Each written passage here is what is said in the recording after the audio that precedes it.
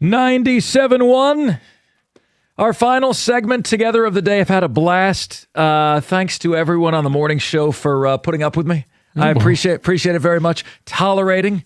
Thank you. Thank you, guys. Always a blast. We've been talking about who the Lions should run toward and who they should run away from in the NFL draft. And your selections, John, I think have been on point. And I obviously value how you evaluate these offensive linemen, having played the position for so long. I've got three names for you that I'd love to see, and I'm not position dependent, but I love the ability of Spencer Fano from Utah. I love his ability. Jermod McCoy, cornerback out of Tennessee, missed all of last year due to an ACL tear, which could be why you get him. But he is a press man cover guy, and in my opinion, he's everything the Lions lack in terms of what his ability is. Well, sounds like it's everything that they covet. He's injured, right? Yeah, they covet that as well. Well, he was injured last year. Sometimes you get a good bargain deal on that on the price tag, right? And then for me, if you were going to go the edge route, Akeem Mesidor. Now you say, well, he played with Ruben Bain at Miami. Okay, but he gets to play with Hutch here. And he was insanely productive for the Miami Hurricanes last year. You still have a question mark at that other edge position, seemingly eternally. You have a question mark at that edge position. Yeah, all of those would be fine. I think they'd be good selections. I think they'd be productive. And the question is going to be, if you go edge in the first round, who's there for that tackle in the second round? I think you got a better option of going tackle and getting a higher end tackle in the first round, and then you can still get a productive edge to based go on opposite. How the draft is lining up? Yeah, based on the talent that's available. I think it's a deep draft in the edge position. Now, anytime you're drafting in the first round, you got a better selection of any of the positions that you're talking about. So would you get a better player at 17 than at 50? Obvious, yeah. It's a master of the obvious, yes. But I think you can get a higher level edge player in the second than you can a higher level tackle, especially if you're expecting that tackle to go against some of the best pass rushers in the world as a rookie. And I do want to finish a thought about Caden Proctor, why I am down on him. Mm-hmm.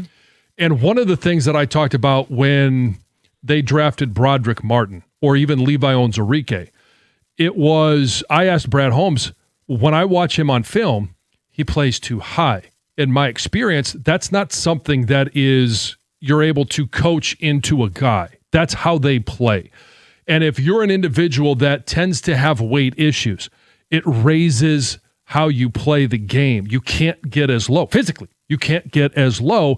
And there are times when Caden Proctor, throughout his time at Alabama, he played too high. He's getting pushed back. He's getting stopped he's a 370-pound man getting stood up by a 255-pound defensive end. Because it's about who gets low. Right. It's physics. So if you have that trait as part of your history, again, I don't think that pad level is something that you can make major changes to at the NFL level. And if you're a high player in college, I think you're going to be playing high in the NFL. Physically. I really hope the Lions hear the last couple minutes, the analysis there, because if they don't want to play doctor, they shouldn't take Proctor. Okay? That's well just said. The way. Thank you very much. I'll be here all week. And actually, I won't. This is my last day. Let's get to E in Detroit, who is up next. E, you're on 97.1. Hey, first off, John, go blue. Go blue, man. Man, I'm so happy for our boys, man. Yeah, it was a good week, wasn't it? Good season. Great season. Now, here's my thing. Me being a Michigan guy, I would really hate to make this call, but if this guy is there in the 10th with the 10th pick, I think the Lions should go down south and get that safety out of Ohio. I think they should trade up and go get him. There's a lot of linemen. There's a lot of linemen in the draft right now. We need to replace Kirby Joseph. Well, and you got to find somebody to play instead of Brian Branch to start the season. He's not going to be back for week one. It's very unlikely that he would be back for week one. And I don't hate the pick. Once you leave your alma mater, I have no problem going out and drafting. They got really good football players down in Columbus. The rivalry ends there. Yeah, we it agree. ends there. And I think Caleb Downs is the best safety in the draft. If you can go up and get him, it really just depends on, because you have so many needs, what are you having to give up to move up from 17 to 10? And we saw the trade that... That's a great question, but cook, Brad, cook. Go get him. Can they go get him? Can they go get him? That's the $1 million question, right? Sure, they can. I mean, they can give up whatever they want. It's just a matter of how much of it is you're giving up. And then you don't have, are you giving up your second? What did you make of the proposed trade by the Washington Post? The one, it was Sam Laporta, you get pick number 7, and you give up 17 in Laporta, and you get a third. You get a third-round pick, and they're number 7. Their 7th overall pick, a third-round pick. You give up 17 in Sam Laporta. I don't have an issue with that. I don't either. I just question the validity of, if I am going to say yes to a trade within the first 30 seconds, does somebody want... Sam Laporta's, his career has been really good to this point. Are they going to want a tight end with a back issue coming their way and giving up the number 7 overall pick? That if I'm ready to say yes that quickly, does that mean that we're not giving, it's not going to hurt us enough? Probably, which is why you do it. Yeah. Different teams have different needs, though. Sure. I mean, look, we discussed that the other day, and I think we both agreed, yeah, do it. Yeah. I would do that, because they did that with Hawkinson a few years ago when they decided, hey, we're not going to sign to an extension.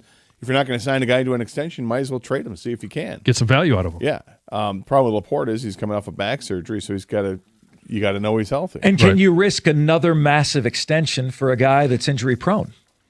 Well, I'm not giving him an extension. Okay, I'm not either, but we're not talking about you and I making that decision, Gator. We're talking about Brad Holmes, who loves his draft picks. What do you guys got coming up? Obviously, Pistons, good news, getting Cade back last night. Yes, that's definitely good news. And got a critical question about the Pistons, because it all boils down to really one thing with this team, and we'll get to that today at 10:10. Critical. Just one thing. Well, I mean, there's just one thing that matters. One thing that matters. Can we score more than them? Thank you. Let's make it happen. Dr. Naismith. Guys, thanks so much. Appreciate everyone here on the Morning Show crew. Carson Anderson coming your way next here on 97.1.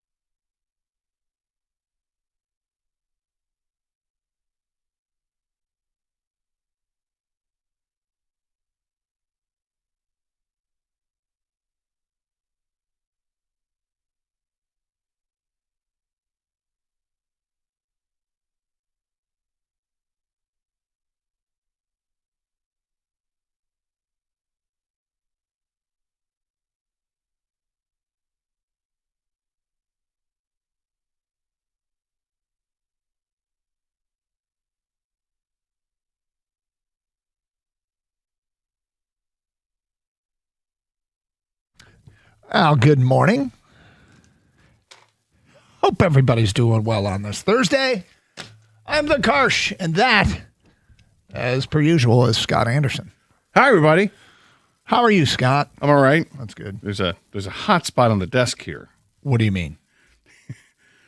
Mark Ryan was in for Costa, and I'm guessing Mark Ryan had his own laptop computer here and set it right. I mean, it is Like like physically desk hot. is It hot. is. Yeah, Not yeah. Heated up there. interesting. Hey, just a little public service announcement for you, Doug Karsh. When you leave the studio after a show, Yeah. you may want to shut down all monitors and reset everything. I pretty much do every day. Well, yesterday, as I'm driving home and I'm listening to Mike and Rico, Yeah. Mike starts going, "What the hell am I watching here?" He goes, he's like, "What is it? What is this? What kind of an angle is this?" And Rico's like, "What do you mean?" And David said, "What are you talking about?" And Mike's going, "Well, come here. There's a baseball game on, and I don't know. It looks like kids playing baseball, but from this strange angle." He goes, "All I'm doing is staring at the umpire's backside." And I'm like, I got to a stoplight. I'm texting him frantically, just like, "Hey, understand." Yeah. Okay. So I didn't log out yesterday, huh? No, didn't log it out. And My kid had a game. Yes. And there's video stream from a still camera behind home plate. So during the show, if you care at all to go back and criticize my performance in the 1 o'clock hour yesterday, go for it. Because I was kind of distracted. A little distracted. And I apologize to you personally and to the audience. But yes, my kid had a game and I was watching it. So yeah, and then Rico came over, took a look at it, and explained. Hope Yeah, that that's something explains for, why I he said that's something sucked. for parents. They watch their kid. They can't be there, watch the kids. But they didn't put 2 and 2 together. Really? No, They just thought there was some They just random... like why is Doug likes baseball? Like watching just random kids games, random high kids school play. games. Yeah. So I quickly texted Mike. I said his son's playing. Well, thank you for the tip, because I get it right almost every time. But I would trust Mike. If I left our Twitter account open or my email open, I trust Mike. Mike would never do anything to sabotage anything that I did or we did, would he? No, and I don't think he's a good teammate. I trust Mike Valenti. Wouldn't everybody? I was concerned it could have gone off the rails for them a little bit. Maybe it was a little distasteful. It did not get there. No, it good. did not get there. So it was. Mike is maturing. It's people are saying it. So how are you? How was your Wednesday? It was all right. I mean, again, I'm flipping back and forth. So obviously, Pistons good, Tigers bad. Yeah. That first inning was so the weird bad. thing about the Tigers, I don't even think the Tigers are bad. Framber bad. Which, I mean, speaking of a sabotage the whole game. He had the worst outing of his career. Yeah, That was the worst outing of Framber Valdez's career. That was a horrific inning. Really is what it came down to. It was a horrific inning, and then he gave up. You mean when Minnesota batted around in the first inning? In what felt like... Yes, Scott, that inning was bad. It felt like it took about 5 minutes for Buxton to get up again. Like it was first pitch. He's fast. Well, he is fast, but they were jumping on stuff early. We will talk about that. And it's, yesterday was kind of a Tuesday, Michigan wins a natty and we get to recap that. Wednesday, Red Wings and Tigers, both massive disappointments. And we had to spend a lot of time ruminating on that. And then at like 1 o'clock, Cade news comes out that Cade's coming back. And we're like, okay, something cool to talk about. And then the Pistons go out and they play and they do what they should do last night. But there is and should be a lot of optimism about this Piston team. So did we figure out what we're starting with? Can we start with I don't know. I was going to say. Kang, what do you think? Should we start with Pistons? I had 2 movies Okay. I watched last night. Yeah. Oh, hold on. Oh, yeah. All right, you didn't- let's go there. We didn't know that. Let's go there. You watched 2? Yeah, I don't one watch was 2 going on. movies in a calendar year, and you watch 2 on a Wednesday? One was going on kind of coincidentally with the Tigers, and the Tigers were playing so poorly that I ended up watching a lot of the movie. Oh, what did they make you flip to? Yeah, well, there's that. And then afterwards, another movie came on, and I'm like, I just kept watching, and then I'm like, I got to see it to the end. I mean, I've seen it before, but I wanted to rewatch it because it's a great movie. Both movies I've seen before, but one is sports related, and one is sports adjacent. Sports related and sports adjacent. And I think you've seen one of them, or maybe you haven't. But I think you would. If you haven't seen them, I think you would love them. Okay. I think Kang has seen one of them. All right, so I'm just guessing now. Is that the game we're playing? Moneyball. No, good guess. Okay. I love Moneyball. Moneyball's great. Kingpin. No, not comedies. These are dramas. And one is actually they're both true stories. Miracle. No, great call though. Look at you playing along. I know. Kang's gonna get a first try. No, I'm not, man. I'm trying to figure out here. I'm trying to process the information he's given us. One is sports adjacent. And they're both true stories. Yes. Based on true stories. Yes. So what's funny is a little bit the Tigers tempted me, right? So I'm on the guide. Yeah. And I'm like, I should watch this game, but I'm on the guide flipping around. I'm like, let's see if they can get the bats going. And I didn't want to, but one of the movies that was on last night was Shawshank. I did see that was on to it. Come Nope. on. Yeah. I don't need to see that for the 57th time. No, exactly. The fish that stole Pittsburgh. No. Say Pittsburgh, sorry. No. The fish that stole Pittsburgh is what I was. That's a different one. Yeah. Oh, stole it. That's different. Yeah. Broke out of jail. All right, I give up. Kang, you got anything else? No, is it semi-pro? No, I'm just kidding. I know that's not real. What's the movie? What's the movie? Show Me the Money. Jerry Maguire? Jerry Maguire. Is it Jerry Maguire? No, because that's not a true story. Moneyball. I already Doug guessed guessed Moneyball was not Moneyball. That's all right. All right, so the sports adjacent one is Molly's Game. About Molly Bloom with the gambling ring that she had set up in California and moved it to New York. And every time that's on, I got to watch parts of it. It's good, huh? It's really good. It's really good. And Jessica Chastain's in it. She's great. Idris Elba is her attorney. It's great. It's very fast paced, talking wise dialogue because it's Aaron Sorkin production. But it's really good. And you haven't seen that, so I think you would really enjoy that movie. Okay. Kevin Costner's in it. The other one is, I think I mentioned, I've talked about this before a couple of years ago, and I don't think I've mentioned it since. And I don't know if you've seen it or not. It's called Rush. And it's the battle in the mid-'70s between Formula One racers Niki Lauda and James Hunt. So Niki Lauda was a Formula One racer, was world champion, got in a horrific accident where he was burned like all over his body, his face, his head, his hands, and everything, because he was stuck in the car for nearly 60 seconds. Wow. While other drivers are trying to get him out because there was a big accident and other cars involved, so they get out and try to help him out. And he raced 42 days later. Really? With massive skin grafts, the whole bit, like insane, absolutely insane. It's true. That's based on That's a true story. Yeah, it's a true story, and it's phenomenal. It's a great movie. Chris Hemsworth plays British racer James Hunt, and James Brule, who's the guy from *Inglourious Bastards*, Tarantino flick. But he plays. You recommend both these movies? I really recommend you see Rush. Okay, well, because I know you like the Formula One stuff. I do like Formula One centric stuff. I don't like the actual races. It is the weirdest thing. I will watch Drive to Survive every year. I managed to watch Drive to Survive when it comes out 6 months after the season with no idea who won the season because the races bore the crap out of me. But the show so I'm like staying in a 6-month-long bubble about Formula One results, which is kind of easy in the United States.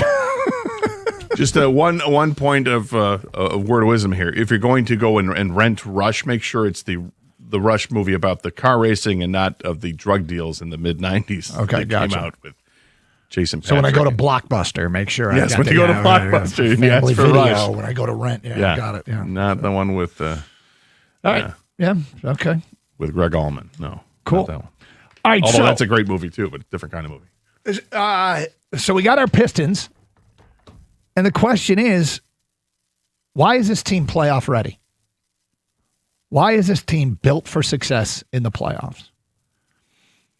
They've proven everything they really can prove in the regular season. But what about this group makes you believe that when the games change and you go to the postseason, they can survive and advance in the postseason? And Piston fans, The floor is yours. We got just over a week to go to the playoffs. Why is this team playoff built? Love to hear from you today. 248-539-9797. Yeah, we'll get to the Tigers. We're also going to start aggregating on a daily basis the latest Detroit Lions news as it pertains to the draft. And we'll get to that aggregate, probably put some music under it. Oh. Make a whole big bit out of it for the next 2 weeks because the draft is 2 weeks. 2 weeks from 2 today. weeks. 2 weeks from today. 2 weeks. Dude, I asked for a day off. I was going to go on a long weekend, go visit the boy. And I just forgot about the draft. That's where what has happened to Doug? I don't know what's happened. I don't even know you anymore. 2020 Doug is yelling at 2026 Doug. You forgot about the draft? I had to change the vacation. 2025 Doug is yelling at 2026 maybe a little bit. Doug. It's Carson Anderson, 97.1. Natural Way Lawn and Tree Service will help you get green, stay green, and just have an amazing yard with Natural Way. You give them a call today at 888-GET-GREEN, and you can get green and stay green, and you can save green when you prepay. Call by the end of the month to get that early bird discount. What Natural Way does, they're going to come out and spray for weeds and give you all the education you need about making sure that your lawn stays green and lush all year long. They've been serving Michigan since 1990. They offer the 100% satisfaction guarantee that just came back over to my house a few days ago. I'm all excited because I know we've got it going. My yard's going to look great again this year. And if you're tired of fighting weeds and watching your grass thin every single summer, you got to understand, great lawns don't happen by accident. You need the right timing and the right program. In a Natural Way, they offer a full menu of services to accomplish your dream lawn. It's so much easier to prevent a problem than it is to fix one. Early treatment set the tone for the whole season, and for a limited time only. You purchase a full lawn program, and you'll get free grub control, but you've got to mention my name, Gator, in the station's 97.1. Call right now, 888-GET-GREEN, or go to naturalwaylawn.com.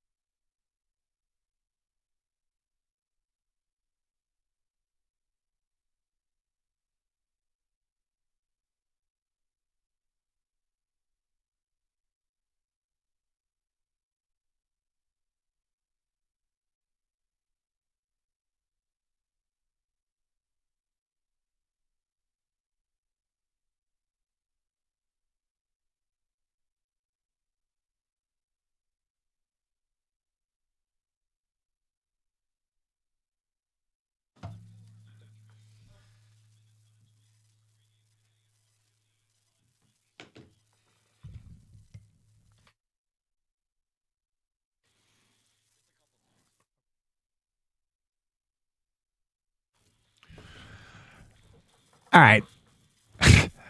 Lift the curtain here a little bit, let you in studio. We, during the commercial break, we're like, all right, how do we get the Masters on our screens here? You know, the golf. Couple TVs here. Yeah. And so Evan told us it's only streamed on ESPN Plus right now. It's the only way you can watch it. So not being familiar with like what our cable subscriptions here at the station are, and knowing at home how I could navigate to ESPN Plus, I went and hit the Xfinity button and scrolled over to apps and clicked on apps. Hoping to get to sports and then find ESPN and boom. And so we get to the apps and there's only 3 available now, but one has this generic sort of label, sports. So we click on sports and it links us to an event. So here we are at a reasonably sized sports station in the United States. We do okay here. And in studio, we can't get the Masters. But we can get Pakistan Super League cricket as the Peshawar Zalmi is taking on the Karachi Kings. So we can check in on Wasim Akram and Kapil Dev. I think Dev might have been Indian. My bad. We can check in on what's going on in the Pakistani Super League cricket. No Masters here. Don't need it when you've got like Rami Mirza and his team getting ready to go for it. I mean, right? That's what we have access to. Damn it, we should have started streaming it. We may as well at this point. See what we can see. Pakistani Super League cricket. No Masters, but we got access to the Super League. So the Super League cricket is not as nearly as pretentious as the Masters. Well, nothing is as pretentious. Oh, we don't know. Oh, here you go. Oh, we got Pakistani Super League. Oh, night game. How many overs? How many overs in are we? What do you mean it's a night game? This is probably live right now. It is. It's live. It's a night game. Oh, for them, not for us. Sorry. No kidding, Gator. Come on. What did you look do outside, Last dog. week when he didn't believe in the mountain time zone? Look outside. I'm going to punch you in the face on the mountain time zone daytime. thing. That is not true. I said it's different depending where you live, and I'm 100% right, but that's okay. You continue to soil my name. Yes, it is, but it's one. My point was it's live. When you said, "Oh, it's a night game," what did you think it was going to be a day game? Did you expect that? No, it's a night game is all I said. That's like saying Tigers play this afternoon. Oh, it's a day game today. Nice job. Except the difference is you thought it was a day game. No, I didn't think it was a day game at all. I said it was live. I got to tell you, I think there were more fans at last night's Tigers-Twins game than there are at this Pakistani Super League. The Pakistanis don't even care. Meanwhile, we can't get the Masters. Must be their version of the Minnesota Twins out there today. Yeah. Well, if we've said it once, we've said it before. Kalashar is the Twins of the Super League. I think it really opened up his swing. Yeah. Well, everything's... Is the whole field open? Yeah, dude, you're in the middle of the field. You can hit it any direction. Great. And it's, yeah, any Don't direction. these games go for like 3 weeks? No, there's test Take matches. tee times or Test something? matches go for 5 days, but if you do them one day, it's 50 overs. Whatever, dude. An over is an inning, and an over consists of 6 pitches. But all right, that's enough. What about the regular cricket league? Well, this is super. So what about the regular? I don't know what the Super League is. I think it's probably just their Pakistani professional league. It's like county cricket in England, you know. Oh yeah, But a test match. those are also night games. Yeah, test match. Well, not all of them, but test matches can be 5 days. Yeah, and they last a long. They break for tea. True story. I said they break for tea or something. Maybe it is pretentious. They break for tea. Okay. So why are the Pistons playoff build? I got a few reasons. I almost want to hang on to them and see if any listeners agree.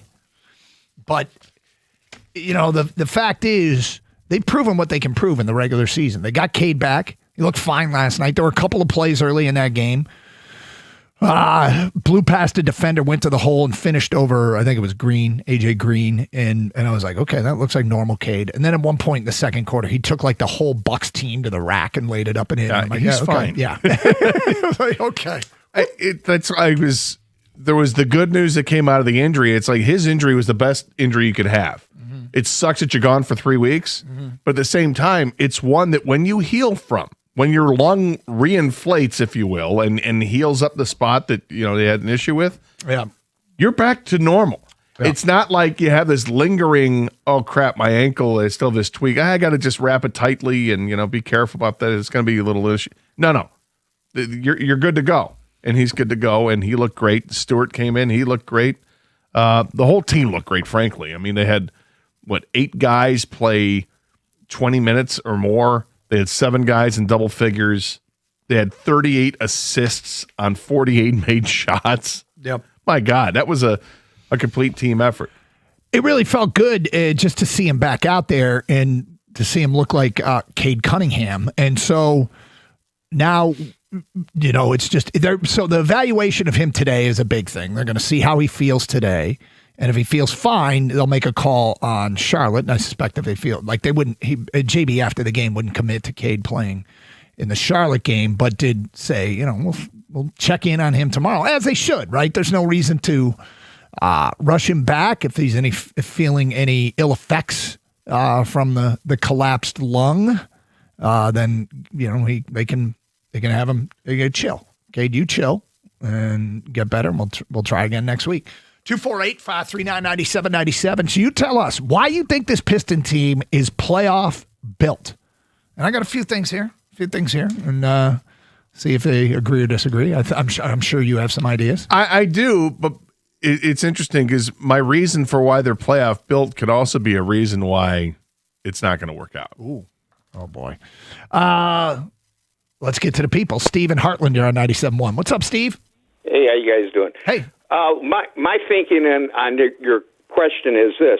With Cade being out for, what was that, I don't know, 10, 12 games or 11. something, and Stu as well, the other guys played exceptionally well. And I think a lot of the controversy, or when I would say why the Pistons didn't do something, because we know that Cade's going to get double-teamed a lot in the playoffs, and it gives the coach now so much more options with guys that he can trust to come in there and knock them down.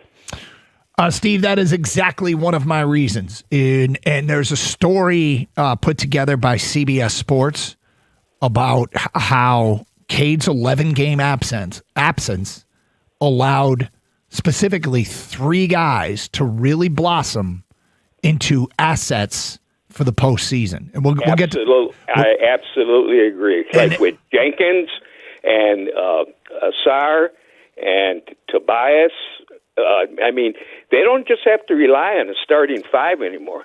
It gives the Bickerstaff so much more options to do things to keep them.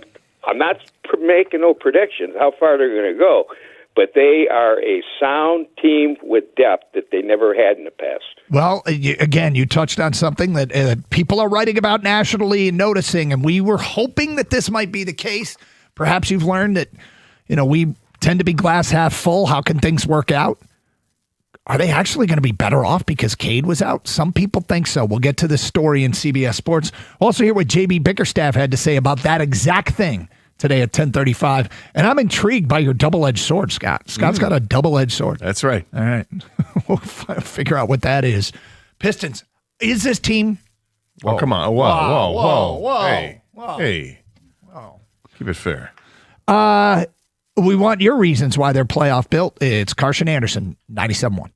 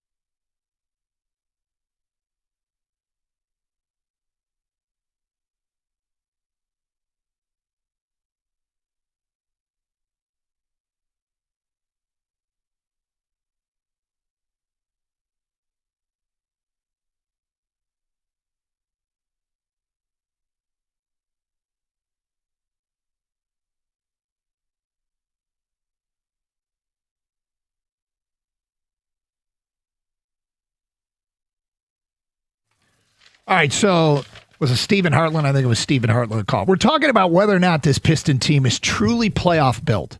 It's one thing to do the regular season the way they've done it. We've left the cricket on. Can we turn the cricket off? Is there something else? No. So you want to leave the cricket on? You wanted it on. What do you want me to get rid of it? I thought it'd be funny, but now I think we've milked it for all it's worth. Anyway, sorry. We were talking about why the Pistons are playoff built, if they're playoff built. And Stephen Hartland brought up that the injury to Cade was either going to expose the depth or let the depth develop. Story on CBS Sports by James Herbert said if the Pistons make a deep playoff run, they might say this stretch is exactly what they needed. And I'm reading in part, he says, when Cunningham went down, the Pistons scored 119.7 points per 100 possessions with him on the court and just 108.5 with him out. So this is before his injury. Cade's on the court, 119.7 points per 100 possessions. With him off the court when he was on the bench, 108.5. During the 11-game injury absence, where he was on the bench the whole time, per 100 possessions, the Pistons went to 115.8. They're right, not great, but better than league average. They were forced to empower other players to make plays. Specifically, these 11 games serve as confidence boosters for Danis Jenkins, Jalen Duren, and Kevin Huerter. With Cunningham out, Jenkins exploded, averaging 18.9 points, 7.6 assists, 4.2 rebounds, and 35.6 minutes per game, and shooting 43% from deep. Jenkins, one can make the argument, for more minutes alongside Cunningham. They shared the floor for only 251 minutes this season, 1 minute fewer than Jenkins and Huerter, a trade deadline acquisition, had played together.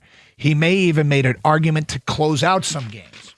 Regarding Duren, he writes, Duren strengthened his all-NBA and most improved player cases in the last few weeks. The Pistons entering the playoffs this year with a much better center that they had last year at this time, even though it's the same guy. And he writes of Huerter, early in his Detroit tenure, Huerter was a bit hesitant. His 22-point performance against the Pelicans onward, he's made 40% of his threes. Meanwhile, his movement, passing, and secondary creation have come in handy. He's been sprinting off pin downs, making quick reads, and giving the offense some juice. That's a national writer kind of agreeing here that, hey, man, this 11-game stretch without Cade, as long as Cade can get back and get to form, and he looked fine last night, and there's no ill effects today. Today's kind of a big day to find out if there's ill effects. Can we text him? Somebody text Cade and find out. Excuse me, are there ill effects? Maybe it gets him more ready, deeper, and more assets in the postseason. I think it definitely helped out to show Piston fans that, hey, the world doesn't end if Cade's got to miss some time, or if it's not even missing time. It's if he needs a rest during a game, it's okay. Danis Jenkins has got this, and it doesn't matter if Danis Jenkins is on the floor or if Cade Cunningham's on the floor. You're still getting the same Jalen Duren, which is great. To me, the big benefit of all this with the time off was that Kevin Huerter was able to find his shot and find his game again. Mm-hmm. Got a coach that believes in him and says, look, it's all about everything you do. You're a complete basketball player. Be that guy. The shot will come, and the shot started to fall. And now he's hitting three-pointers at a pretty good rate. I think that is definitely the bonus, is that other guys got chances to play and show they belong. Paul Reed did a great job and continues to do a great job. And you look at just really everybody on the floor. I mean, Asar Thompson and Ron Holland both got more minutes, and they looked like they were way more involved. And yet, statistically, I'm not sure if they did much more, but they sure clamped down things. So that's where it gets to me with my thing, with why I think they're a playoff-ready team. Their defense comes every night, and defense is all about hustle, and those guys don't care. Like, it doesn't look like Asar Thompson cares if he's going to score 30 or 5. It doesn't matter to him. He just wants to go out there and do his job, which is play defense and do everything else. Ron Holland's the same way. I think Ron Holland is a guy who maybe wants to score more and feels like he's capable of doing more, but in the end, he knows your job is to play defense. Go out there and play defense. The problem that I have with that, is this your double-edged sword? Yes. Okay. The double edge to that is that we've seen in the past that the NBA does not like the Detroit Pistons to change things first, up. Yeah. They didn't like the bad boys. They shut that down, and they sure as hell did not like to go into work style of Pistons, that slowed everything down and had teams scoring in the 70s for games. They hated that. how are they going to react to a Piston team in the playoffs that is capable of shutting teams down? Now, this team is not like the going-to-work Pistons team. That team was elite defensively in a little bit of a different era. Obviously, the three-pointers aren't flying around then like they are now, but it's nonetheless, that team defensively was incredible. This team defensively is very good, and it's their calling card, and they have a good offense to go with it. Will the NBA and the officiating allow the Pistons to clamp down and play tough defense? They had 9 steals and 10 blocks last night. Mm-hmm. Are they going to allow them to play like that in the postseason? 248-539-9797. Why are the Pistons playoff built? Okay, JB Bickerstaff after the game last night was asked about exactly what Stephen Hartland brought up in that call about, is this team in better shape long-term because Cade's had to sit 11 games and others had to develop. Here's what he had to say.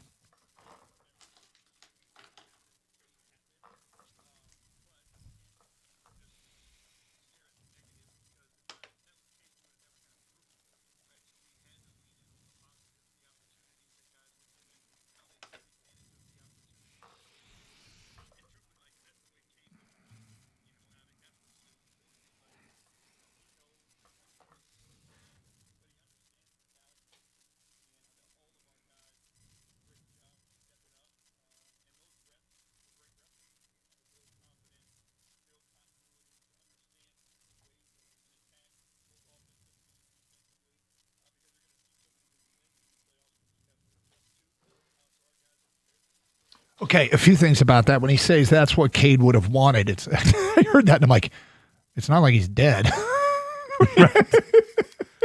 Thoughts and prayers here. When he says build confidence, chance for guys to build confidence, I'm thinking of JB having more confidence in those guys. That if on a given night something isn't going right, and as he said, in the playoffs, teams throw things at you, and you got to adjust on the fly, is somehow, some way, a Kevin Huerter going to be an answer? Is there a Jalen Duren, like Jalen Duren's step up when Cade was out? Because we've always talked about, people talk about you need that second shooter, but what they don't need is a second scorer. Cade and Duren can score. Like, they can go off for 30 in any given night. Yeah, those guys are going to combine for 50 points. Yeah. But, it's interesting hearing that from JB. But they're getting shooters.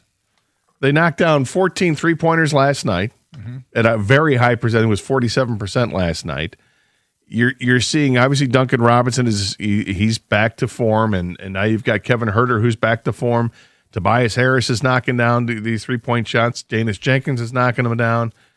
Sasser is. They've got a team that can shoot now, too. Now, is this team going to be shooting threes like the Boston Celtics? Absolutely not. And thank God they're not, because I can't stand that type of basketball. But this team, because they rely on points in the paint, it does open up for those outside shots because you got to start collapsing, and even mid-range shots. And there was a point last night where Duncan Robinson was driving, and Jalen Duren is underneath the basket, and the player who was guarding Duncan backed off of Duncan because he thought he was going to lob it to Duren. Duncan just popped a 7-foot shot. Like, okay, here we go, easy. That kind of thing can happen all over the court and also result in much, much longer shots that result in 3-point plays. All right, here's some feedback coming in. Why are the Pistons playoff built? If they are. An unnamed texter says it's the depth of this Piston team. Well, the depth has been developed the last 3 weeks, that's for sure. Next text, Marlon and Walled Lake. Gentlemen, I think the Pistons are ready for the playoffs because of JB Bickerstaff. The man's a phenomenal coach that should have won Coach of the Year last year and damn well better win it this year. The way he got this group to play without Cunningham, spectacular. I'm confident with him at the helm that this group can make some noise. Deserves a lot of credit. Regarding the Pakistani Super League, Scott writes in, Kalashar is tanking for draft position. That's just typical. Yeah. Next text, I honestly feel like JB Bickerstaff and Dusty May are damn near the same coach. The Pistons are ready because of the way they play the game, the same way Michigan won a national title. So what are the comparisons? Buy-in is there. They share the basketball. A little bit more shot hunting in the NBA than in the college game, but shot hunting is shorter shot clocks. I mean, guys have to get the ball up sometimes. I think the game lends itself to it. Play both ends of the floor, coachable group. Yeah, I could see the comp. Chad in East Lansing says defense travels for the Pistons to make a playoff run. That's my point. Yeah. I love it. I hope that the legals will allow it to happen. Yep. 248-539-9797. All right, I got one reason.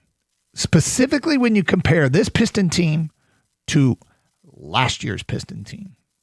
Something that should favor this group. And matters a lot. We'll get to that today at 10:50. It's Carson Anderson, 97.1.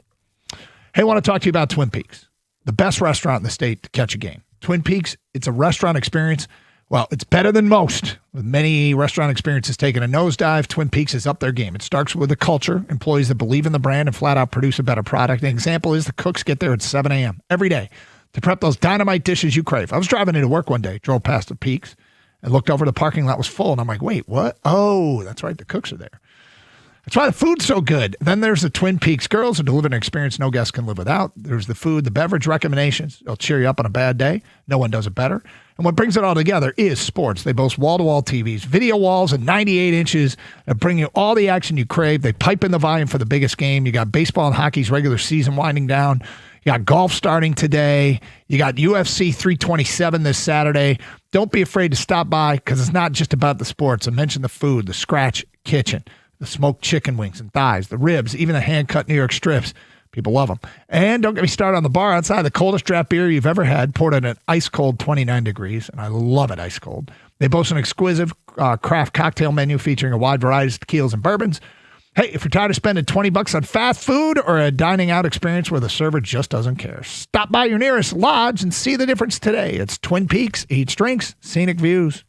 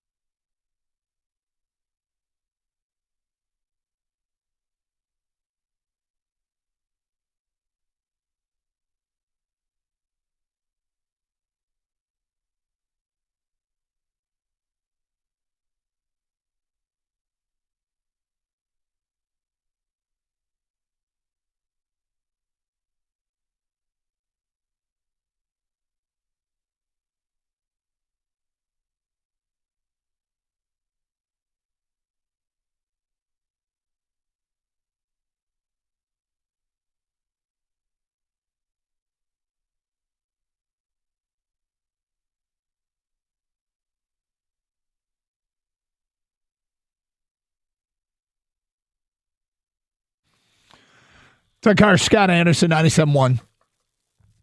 All right, so are the Pistons playoff built? That's this is all that matters now, right? They've done everything they could possibly accomplish during the regular season. They got their superstar back, and the real question is what's going to happen when the page turns and you get into postseason basketball. Here's the feedback coming in. As a Piston fan, I'm pumped for the playoffs, but I'm also staying realistic as I believe they will struggle to get through the second round. I'll give Langdon a pass for this deadline, but hopefully he does better than other bum GMs in this town and takes this offseason to get a proven player that can run the floor and shoot to take the pressure off Cade. I think this is just, it's never going to stop. And that is the disconnect that I have with these types of criticisms. And I'm going to, maybe someday I'll reveal all the details, but when you're sitting and when you have a chance to talk to people off the record and they say, well, here's what the trade offers were. Here's what I was able to negotiate. And yes, I could have got Michael Porter Jr. I could have. This is an example. An example. But after negotiating the deal down, they wanted Asar Thompson and 2 first-round picks. And they weren't backing off that. So I didn't make that trade. This is a hypothetical, okay? But when the same thing, I've had one very telling conversation with a general manager about this exact kind of thing, where when you hear what the price tag was after weeks of negotiating, and it was, okay, this is the last offer. This is the final last offer. And if you don't meet, and you go, no, I wouldn't make that trade. And so an example is something absurd that the other team wanted. And we've been in that position before. We've been, in fact, we've been in there way too much. We're the team that stinks, and we're trying to, rook another team out of way too much for a player that we have of value at the trade deadline because we have nothing left to play for. So you're trying to negotiate the best deal for your organization, and those trades rarely go down too. So, my man with all the other bum GMs, I would love to see what you would do with the actual trade offers, which we'll never know. No, of course not. No. Now, is there times where you, what we don't know, what got reported or rumored, is it true that the breaking point with the Red Wings to get Quinn Hughes is they didn't want to give up Simon Edmondson? Then if that's the case, that feels like a swing and a miss. But we don't know how. Well, if that's it, or is that Quinn Hughes' camp was not going to negotiate an extension, that he was going to go to free agency, and you can try to get him at that point. Right. If he was unwilling to sign an extension contract. I mean, there's lots of things that could have been there. Mm-hmm. Lots of reporting on what was there and what wasn't there. But, in the end, these are moves that were made or were not made that could cost people their jobs. More feedback to the Carson Anderson inbox. Defense travels. The Pistons can prevent you from scoring when they're in a drought, and they'll have the best player at the end of the games when close games are when needed. Next one, Dennis in the Thumb says the Pistons are kind of like Michigan in a way. They'll kill you in the paint, smother you with defense, and if they catch fire from 3, you'll never have a chance to beat them. I'm hopeful. Okay, here's something that matters in the league. I think 2 reasons I'll put on my list of why this team is playoff built. The first was the depth blossoming in Cade's absence. Here's the second one. Last year in the regular season, Malik Beasley shot 41.6% from 3. He was a huge part of the reason why the Pistons turned it around and were a tough team last year. They were a tough guard. He added that shot from the perimeter that mattered in spacing the floor. This year, Duncan Robinson, you remember his start when everybody was saying he's no Malik? Mm-hmm. You know what he's shooting now from 3? I think probably close to 40. He's 41% from 3 on the season. So he's 0.6 of a point behind what Malik Beasley was. But here's what's more important. Malik Beasley last year in the postseason shot 33.9%. Duncan Robinson, his time with the Heat, played tons of postseason basketball. He shot 39.9% from 3 in the postseason. Duncan Robinson's shot came around from the beginning of the year, where there was a bit of a growth period with this team. And after it incubated for a while, he suddenly started shooting the way he's capable of shooting. And right now, he's basically shooting at a Beasley pace. Couple that with the fact that through his career, and I think he's played in like 6 playoffs, his playoff field goal percentage from 3 is 39.9%. He's a proven postseason three-point shooter. And taking that into the postseason, dare I say, they are better than they were a year ago with a reliable three-point shooter. I think they're definitely better. You look at, it's really the entire team. And Cade Cunningham last year in the playoffs averaged 25 points a game. The next leading scorer for the Pistons was Tobias Harris at just under 16. I think Tobias gets a bad rap because of a playoff run with the 76ers where he wasn't very good. But otherwise, he's been pretty consistent. What he is what he is in the regular season, typically. But the Pistons, then it was Malik Beasley with 14 points, Dennis Schroeder with 12.5, Tim Hardaway Jr. with 12. Jalen Duren averaged 11.8 points per game last year in the playoffs. Yeah. Jalen Duren has taken this massive leap as a player, where now your top 2 scorers last year in the playoffs gave you 40 points, 41 points. I think it's pretty safe to say that I would expect these top 2 players to give it closer to 50 points. And everybody else is picking their game up too. It's just a better team. Here's the other thing that I think is huge. 1 year later, Cade's more of an established superstar. Without question. And we have sat there and complained being on the receiving end of the superstar whistle. It's our turn. Yes. It's our turn. Without him being an unethical scorer, and foul baiting, that's not what he does. But now what happens is if he drives and gets hammered and he still gets the shot off, where before maybe he wasn't getting the call, it's just a basket with no and one. Now he's getting the and one. Mm-hmm. So look, there are no guarantees, but when you lay it all out and talk about what's important in the postseason, superstar, three-point shooting, depth, defense, and maybe the biggest thing, and it might be, I don't know what order these things are, but I thought that point in that CBS Sports article, how much better, and you've made the point too, the Pistons are at center than a year ago with the same guy, all add up to this team being playoff built and playoff ready. I can't wait for the playoffs for this team. I feel like Case rested. We got to, at least I think it's a full week and a day. I think that the playoffs for the Pistons would start on Friday, if I'm not mistaken. Friday or Saturday next week. Can't wait. Can't wait. They still have a couple games to play out here. And when I'm watching the game last night, and when you can breathe that sigh of relief in the second half and say, okay, Cade's fine. Mm-hmm. And Stewart's fine, and this team is healthy. Then I start going, okay, now what do I want to do for the last 2 games?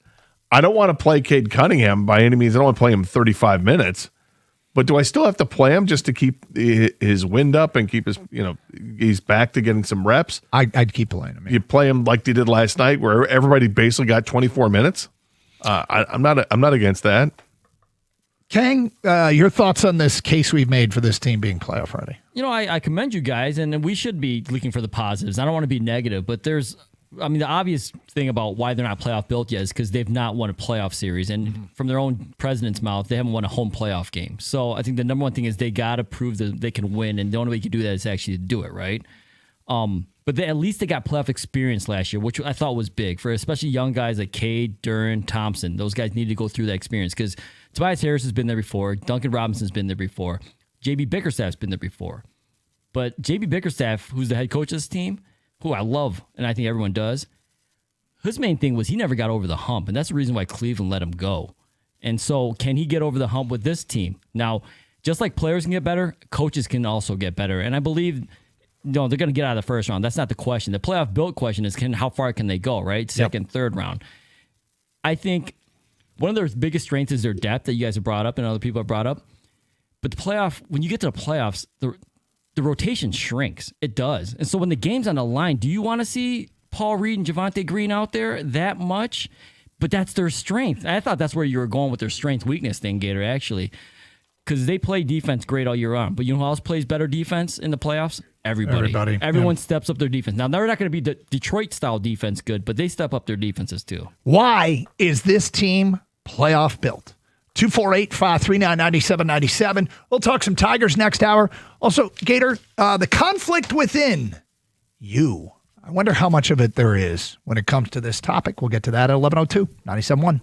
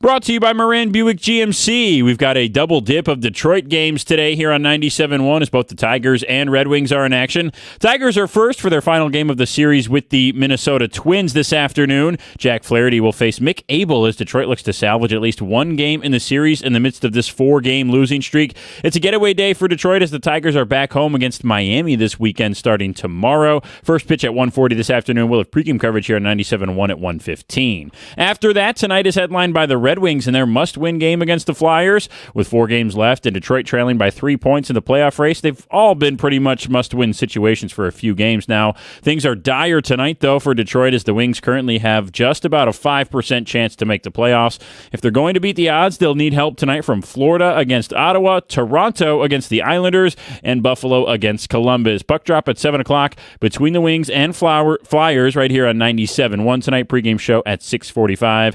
And the Masters is officially underway at Augusta National, and this Masters leaderboard update is sponsored by your Metro Detroit Jeep dealers. Fairway Jesus, the leader through 4 holes right now at 3 under. That's Tommy Fleetwood, tied with Patrick Reed, who's also 3 under. He eagled at the par 5 second to start today. Jose Maria Olazabal as well, big at 2 under. Some other big names that will tee off later this afternoon: Chris Gotterup, John Rahm, and Ludwig Oberg. At the Corwell Health Sports Desk, I'm Brendan Shabath. For more, go to 97.1 The Ticket or Odyssey.com.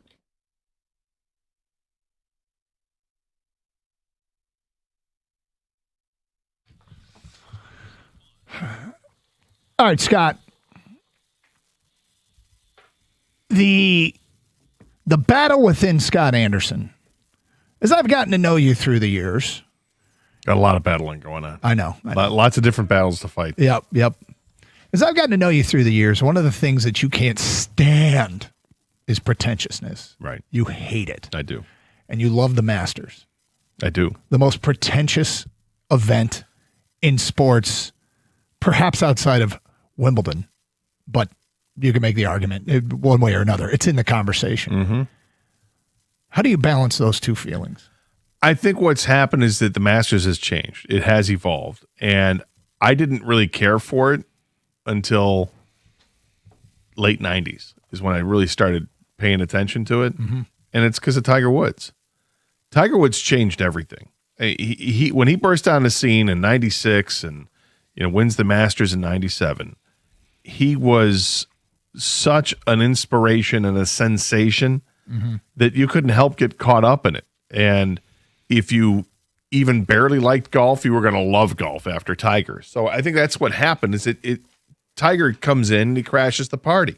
He doesn't look like all the other golfers, and you put him out there in Augusta where they really didn't care for people that didn't look like the other golfers, and he just dominated. And you're like, okay, this guy crashed the party, and he's going to continue crashing parties. And then you had the Fuzzy Zeller comments and everything else that was going on, and he's battling all these outside forces, and he's just making it happen and showing everybody, shut up, I'm the best golfer out there. And he continued to do it and do it and do it. And then over time, Augusta National has relaxed some of their ridiculous, pretentious stances and some of the racist stances too. So sexist. Yes, all of it, right? I mean, the times you could just, there's a bunch of horrible people out there. And, but it's changed and it's evolved so much, and, good for them for finally coming around to it. And the same thing happened with their television coverage. They wouldn't let you watch this or wouldn't let you watch, only certain sponsors were available. Everything has changed. Now, it's not like any other tournament where you're going to watch it start to finish on you can watch it on the Golf Channel, and then the afternoon coverage is flip over to NBC or CBS. It's not like that just yet, but it's getting closer and closer to it. I mean, we can watch it, but you have to watch it on the ESPN app, but at least it's more Amazon streams accommodating now. And I think though it's still pretentious, it's not what it was. And so I can live with that. That's how I reconcile. Okay, I wondered how you did that. Because and the other part is because as I've gotten more and more into golf, where I wasn't, I golfed a little bit. He's gotten more pretentious. No, I'm not gotten more pretentious. But what I do now is that I appreciate the golf courses more, and I appreciate the beauty of the courses. And when you see Augusta, you're like, how can you not? And then understanding how difficult it is, and then I can just focus on the golf itself, and I totally, black out the pretentiousness of the event. Okay. Which brings us to sort of the next question. Do people who don't play golf love the Masters? And if so, is it a small group? I mean, how many people out there that just don't play golf at all love this event? I can't imagine it's a lot of people. Right? It feel like this event, while for those who are into it, and it's weird because I can think of something in that category for me, but the people who are into it are they almost all golfers? And you might be out there. No, I'm the rare non-golfer that loves the Masters. And if you are, we'd like to hear from you. 248-539-9797. I'll give you an example of something that I used to make fun of and now I love. Through my 20s, I was a different person, believe it or not. And I was not Mr. Winter, Mr. Let's Go Skiing guy. And I used to watch Olympic downhill skiing and go, what are we watching? We're just watching a clock. That's all we're doing. They all look fast. It's just a clock. Pretty accurate. Then I started skiing. Now I can't get enough of the downhill skiing. I can't get enough of the X Games and all that stuff and the snowcross. And I love all that stuff. Those the board sports in the winter, when they're on, I'm locked in. I'm watching World Cup races from Austria and Italy, and because I can't get enough of it because I started skiing. And yet I made fun of it before.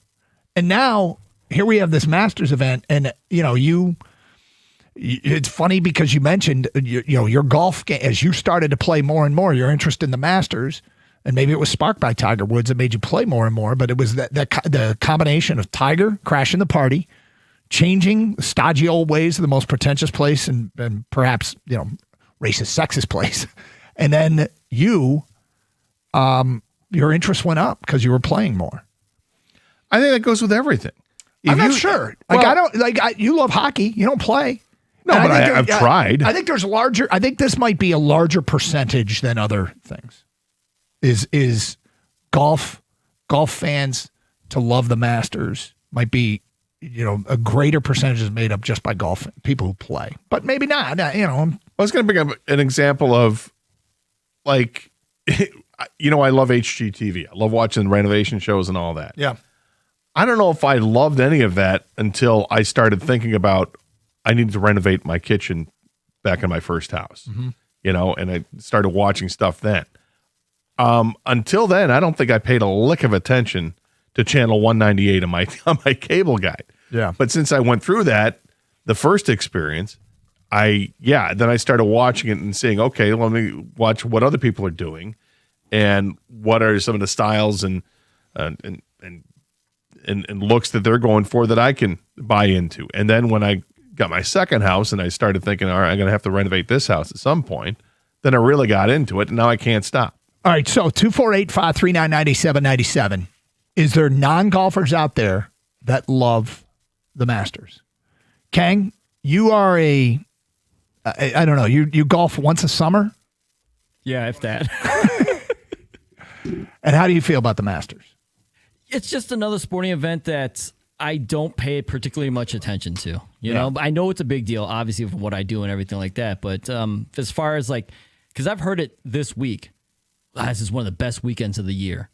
And to me, it doesn't resonate at all, But maybe that's how some people feel with March Madness, with the basketball tournament, when they say this is one of the best weekends of the year. And for them, it's not for me. Yeah. And that's kind of how I feel about it. Yeah. I look at Kenny, and I don't know. I'm guessing you're not a golfer? No, I'm not a golfer. I'm watching the Masters because Evan gave me some gambling picks. Okay. Do you like it, or is that's the only thing you're doing there? If I didn't have money on this, then I wouldn't be watching it one bit. Okay. All right. Fair enough. 248-539-9797. Are you a non-golfer that likes the Masters, or does that person even exist? Do you almost have to be? Now, for you, when Kang just brought a best week of the year, where does this rank amongst major sporting events between March Madness and the Super Bowl and the Stanley Cup Finals and college football playoff? Where's the Masters? Well, I mean, with March Madness, as you know, with me, it's about Michigan State, and if Michigan State's not in it, or if they've been knocked out, then my interest level goes down to almost nothing.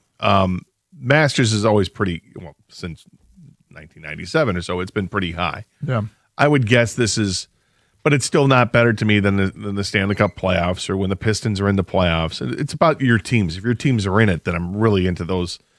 Same thing. But like baseball playoffs, if the Tigers aren't in it, am I still interested? Probably the same level as the Masters. I love the World Series no matter what. Okay. But the main sports are still going to take center stage. So Super Bowl week is still bigger than the Super Bowl is still bigger. Super Bowl, you don't miss a minute of the Super Bowl. I could miss a whole round of the Masters. I may not want to, but by happenstance. I might just miss it because I got other stuff going on. All right, 248-539-9797. Are you a non-golfer that loves the Masters? And if so, why? And then, like, for skiing was for me, is there something you didn't care about at all until you started doing it, and then you're like, oh, I'm all in. I can watch this now. Because that's what it was for downhill skiing for me. Didn't ski.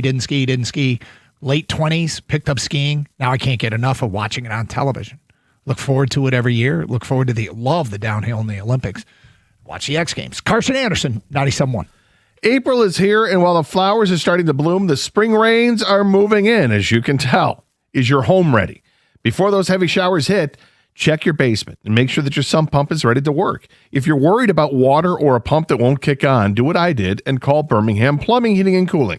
And while you have them there, beat the summer rush by getting your air conditioning or your pool boiler tuned up. Don't wait for the humidity to hit. Get ahead of the heat today. From leaky basements to cooling prep, visit BirminghamPlumbingCo.com.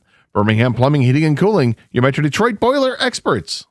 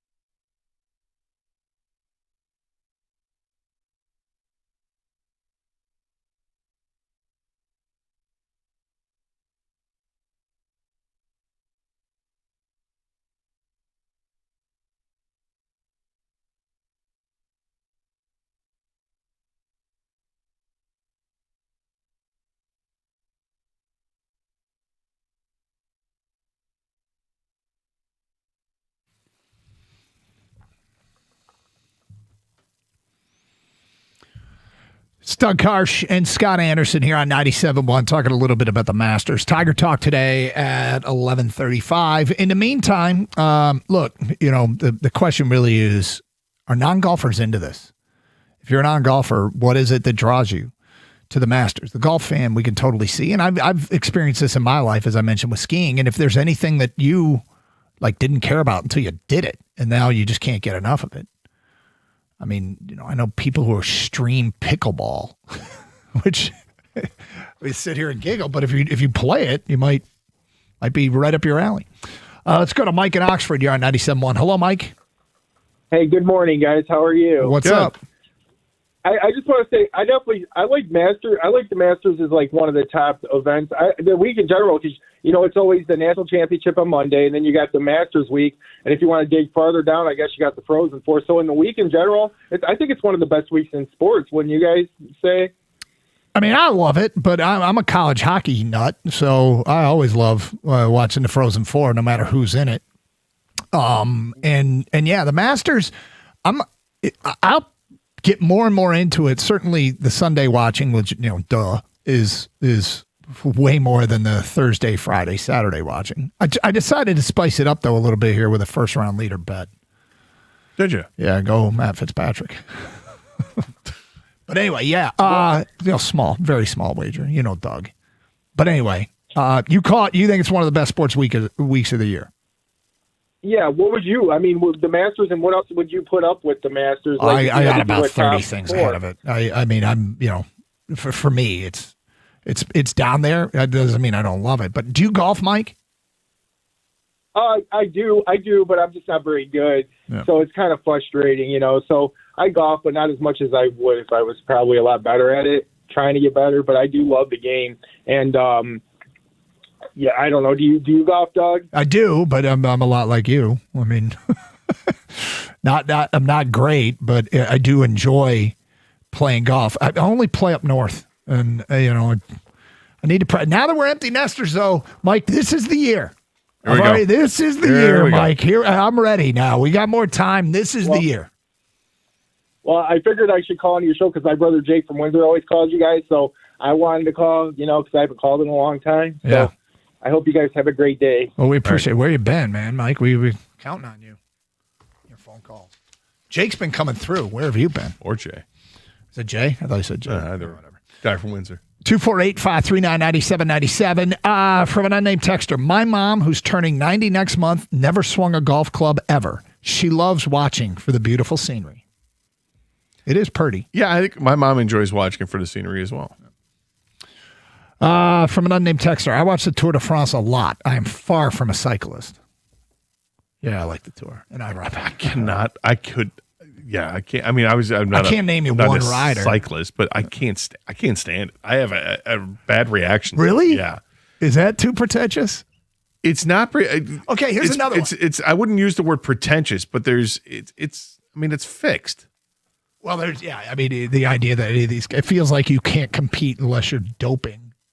Well, there's that, and then once your team protects you, they pick out which one on the team is going to be the guy that gets to actually win it, and it's just.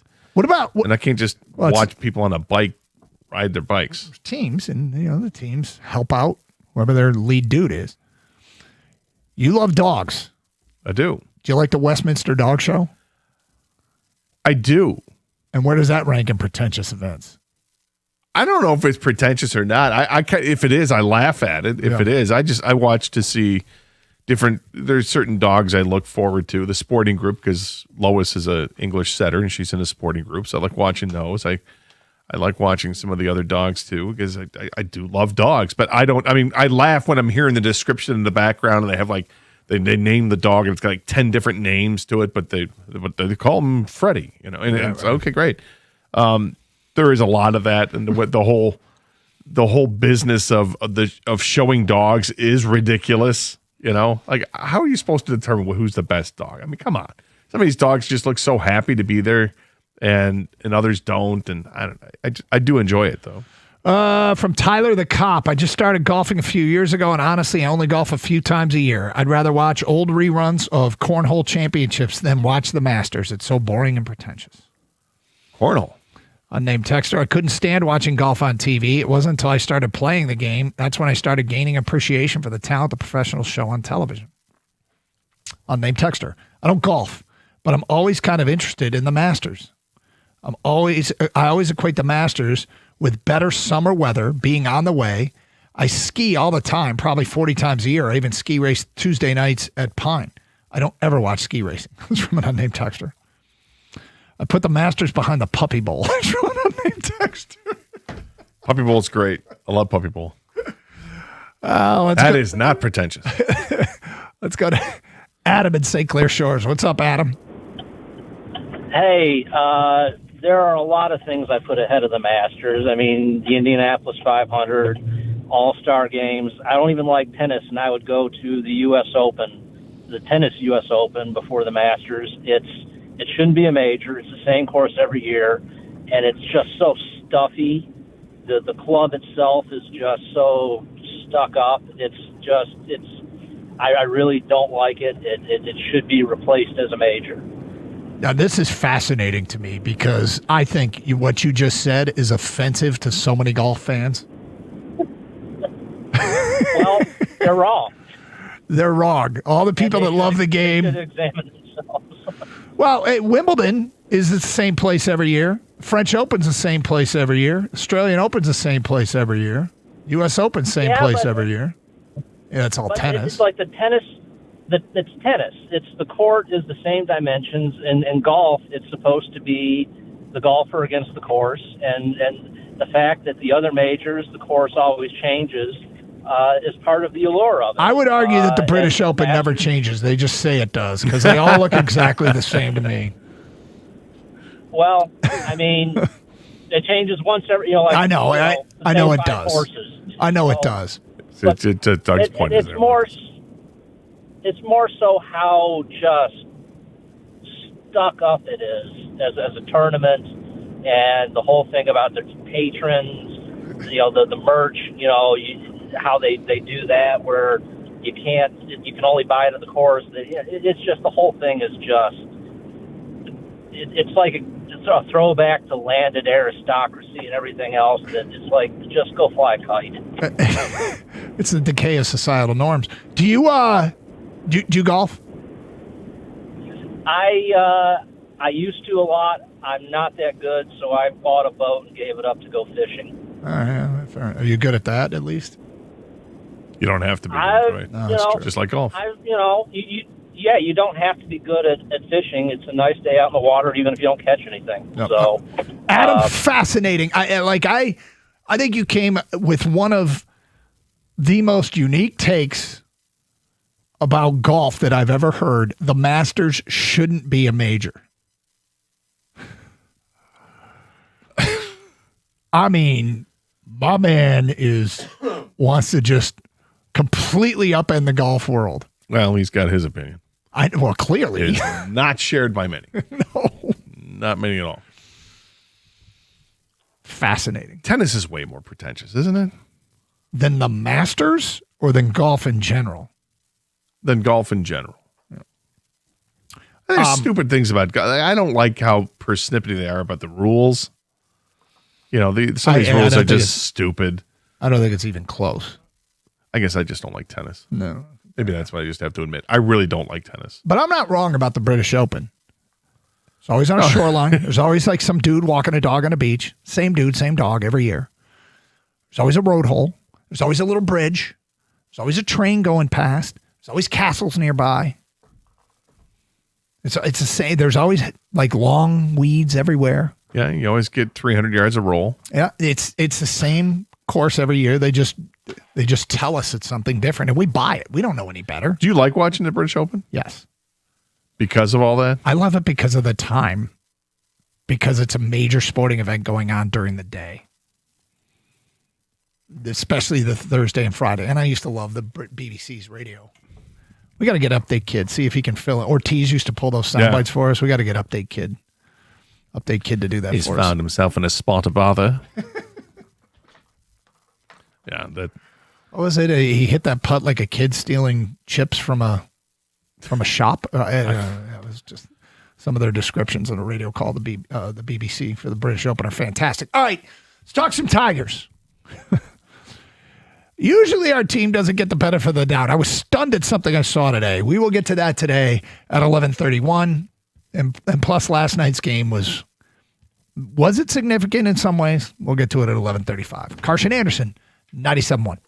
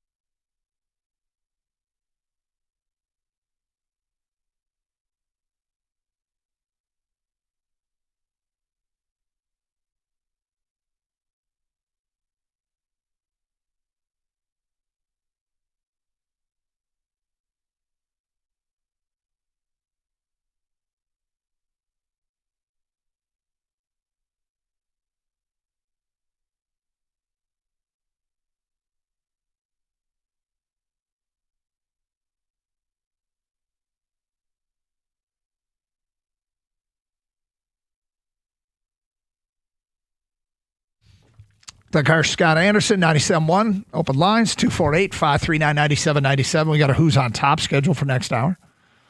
Got a list. Top 10. In this case, kind of bottom 10. I'll explain. You want to be with us in the noon hour. Justin's at Madison Heights. What's up, Justin? Hey, fellas. So on the golf thing, I don't watch golf. I don't play golf. I kind of don't care about golf at all. But I have sports FOMO. So...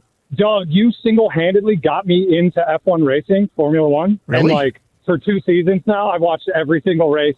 I'm like a diehard Formula One fan. Hysterical. And like you guys got me back into baseball and basketball. And like, so just hearing you guys talk about this tournament and this gorgeous course, I'm like, I don't know, maybe I need to watch the Masters now. There you go. Step it up. That's hysterical, Justin. Yeah, I mean, it's a special place.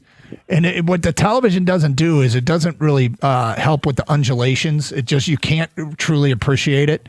Everybody who's been there says TV doesn't do it justice. But you can see on TV, like if you're really paying attention, you can tell that there's a lot of hills. And then I saw a graphic once that said the highest point on the course or the lowest point on the course is 33 stories, and I can't believe that that's true. Holy crap. I didn't know that. So when you say undulation, you're talking about like the sloping of the grass and the hills? Yes. Well, you're talking about any point on the course to any other point on the course. Yes. Yeah. Well, it's hilly out there. I mean, you've got, maybe you have 3 holes in a row that are going downhill, and you can see the high point, low point. It's amazing. Mm-hmm. I love it. One of the other reasons I love it is for the creativity that has to be shown with the shots. You know, guys hit it into the green because those greens are all, I mean, you have different backstops and the angles and everything else. And you see guys take the wildest angles at these shots. Like, where are you aimed? And then when it's all finished up, you're like, oh yeah, that's why. Okay, so here we go. The total elevation difference. And I was told expect 10 feet per floor. So, you know, how many stories? Mm-hmm. It's 175 feet from the highest point to the lowest point. So it's actually, imagine a 17.5 story building. That is the course's highest point, the course's lowest point. It's basically, it feels like they built a golf course into the side of a mountain, even though it doesn't look anything at all like a mountain. It looks like a botanical gardens is what it looks like. But anyway, enough. Let's move on. Tigers. Did you see what I was showing Evan earlier today with the Tigers and the power rankings? No, I don't think. Well, what did I see? Tigers. No, I heard you mention somebody. I didn't hear what the ranking was. Last week it was 9. What do you think it is now? The power ranking was 9 last week. Was it now? It should be a lot lower because they're terrible right now. But in fact, worst team in baseball for the last 10 games. I would guess that 20. It's 8. How? The Tigers moved How is it up possible? a spot. How have they possibly moved up when they've gone 2-8 in their last 10 games? Because 2 teams in front of them have had massive injury problems. The Cubs were previously 8. They dropped down to 10. Losing Cade Horton for the season is a huge blow. The Blue Jays were 4th. They dropped to 12th. The season is just 2 weeks old, and Toronto's injury list is already perilously long. It includes 5 starting pitchers, 3 everyday players, and an important reliever. So the Tigers have, the power ranking doesn't mean anything. It's not like you make the playoffs based on your power ranking. But in spite of their struggles, they are, and I guess it tells you what they think of Justin Verlander and his impact on the team when he's on the injured list and they move up, where these other teams lose guys to the injured list and they drop, they plummet. But it's weird when you look at bad starts. Last week, Seattle was 3. They're now 7 because they're 4-9. Like Philly is 6-6. Dodgers and Yankees are doing really, really well. I guess I never really understand what a power ranking is. I think different people have different criteria for it. Is it based on what? It's clearly not based on what's happening right now. It's a long-term view. Well, here's what they write. Our expert panels ranked every team based on a combination of what we've seen so far and what we already know going into the 162-game marathon that is a full baseball season. So that's why. And that's how they do it. But, yeah, I mean, they're meaningless and interesting, but meaningless. They don't mean anything. So I could stop doing them. We could treat it like Pro Football Focus grades and just stop talking about them. We can probably discuss this off the air. I was only going to get that kind of a reaction. I was curious. I don't know. I never understand what the criteria is. I mean, with the power ranking, it sounds like it's great. Like, I saw a power ranking for the Pistons the other day, and they had them at 3. Yeah. they're a real contender for the title, the best team in the Eastern Conference, but still behind San Antonio and Oklahoma City, and seeing where other teams are rated. And I saw that one of the teams was not talked about as being a contender was the Cleveland Cavaliers. I'm like, well, that's interesting. Yeah, because I thought with James Harden that you might consider that but nope. The only other contenders in the Eastern Conference for the title would be New York and Boston. Yeah, in a world where it feels like we don't get the benefit of the doubt, this is a Detroit team that is getting the benefit of the Pistons, doubt. yeah. Well, I'm talking about the Tigers. Yeah, the Tigers are geez. 4-8, and they move up in the power rankings. But that's one. Two is last night they lose 8-6 at Minnesota. Was the only thing that went wrong Framber? Framber Valdez had the worst outing of his career. All 8 runs were charged to him. The bullpen gave him no runs. The bats got going as the game went on. Well, the bats, it was 2 innings where the Tigers were able to score. They scored in the 6th and 7th inning. Mm-hmm. And outside of that, nothing. And there were missed opportunities. But, yeah, I think you chalk up to bad Framber in the first inning, and then he settled down. And gave his team a chance to come back, I guess. But when you give up 6 runs in the inning, it's a crooked number. You don't want to see that, and you're not expecting your team to score 6. It's the odds are well against that. But yeah, do I give the Tigers credit for trying to put it together a little bit? Sure. Look, I don't know. People may not care at all. With runners in scoring position last night, they went 6 of 19. Emmanuel DeJesus got in some trouble. And Finnegan, though, he also got in some trouble because of a couple walks. Yeah. Will Vest had a good inning, but I'm looking for signs, of hopeful signs that the bats are going to come alive. Maybe those last couple innings, something changed. We took some angry calls yesterday. Angry, hostile calls, and through 11 games, they had done nothing to impress, and it doesn't change a whole lot through 12. Framber was historically bad, and it completely sabotaged any chance the team had. Kind of everything else was fine last night. Yeah, the only issues I really took away from the game that I had with the game last night were late in the game. There were a couple of missed opportunities. Yeah. One was, I think it was Riley Green may have been at the plate and had a chance to challenge a call, and he didn't challenge it, and it looked like it was definitely going to be ball 4, and he didn't challenge that. Kevin McGonigal had 2 runners on. They're down 8-6, need base runners, and they gave him the green light. So this is interesting. I like the green light at times. I don't like it when I don't know if I like it so much when you're down and you got pressure going on this pitcher, and you have the chance to load the bases. And with Kerry Carpenter coming up, or Gleyber Torres coming up next, Gleyber Torres, I guess. I wanted to see that. It was the top of the 8th. They had first and second with 2 outs and a 3-0 count on McGonigal.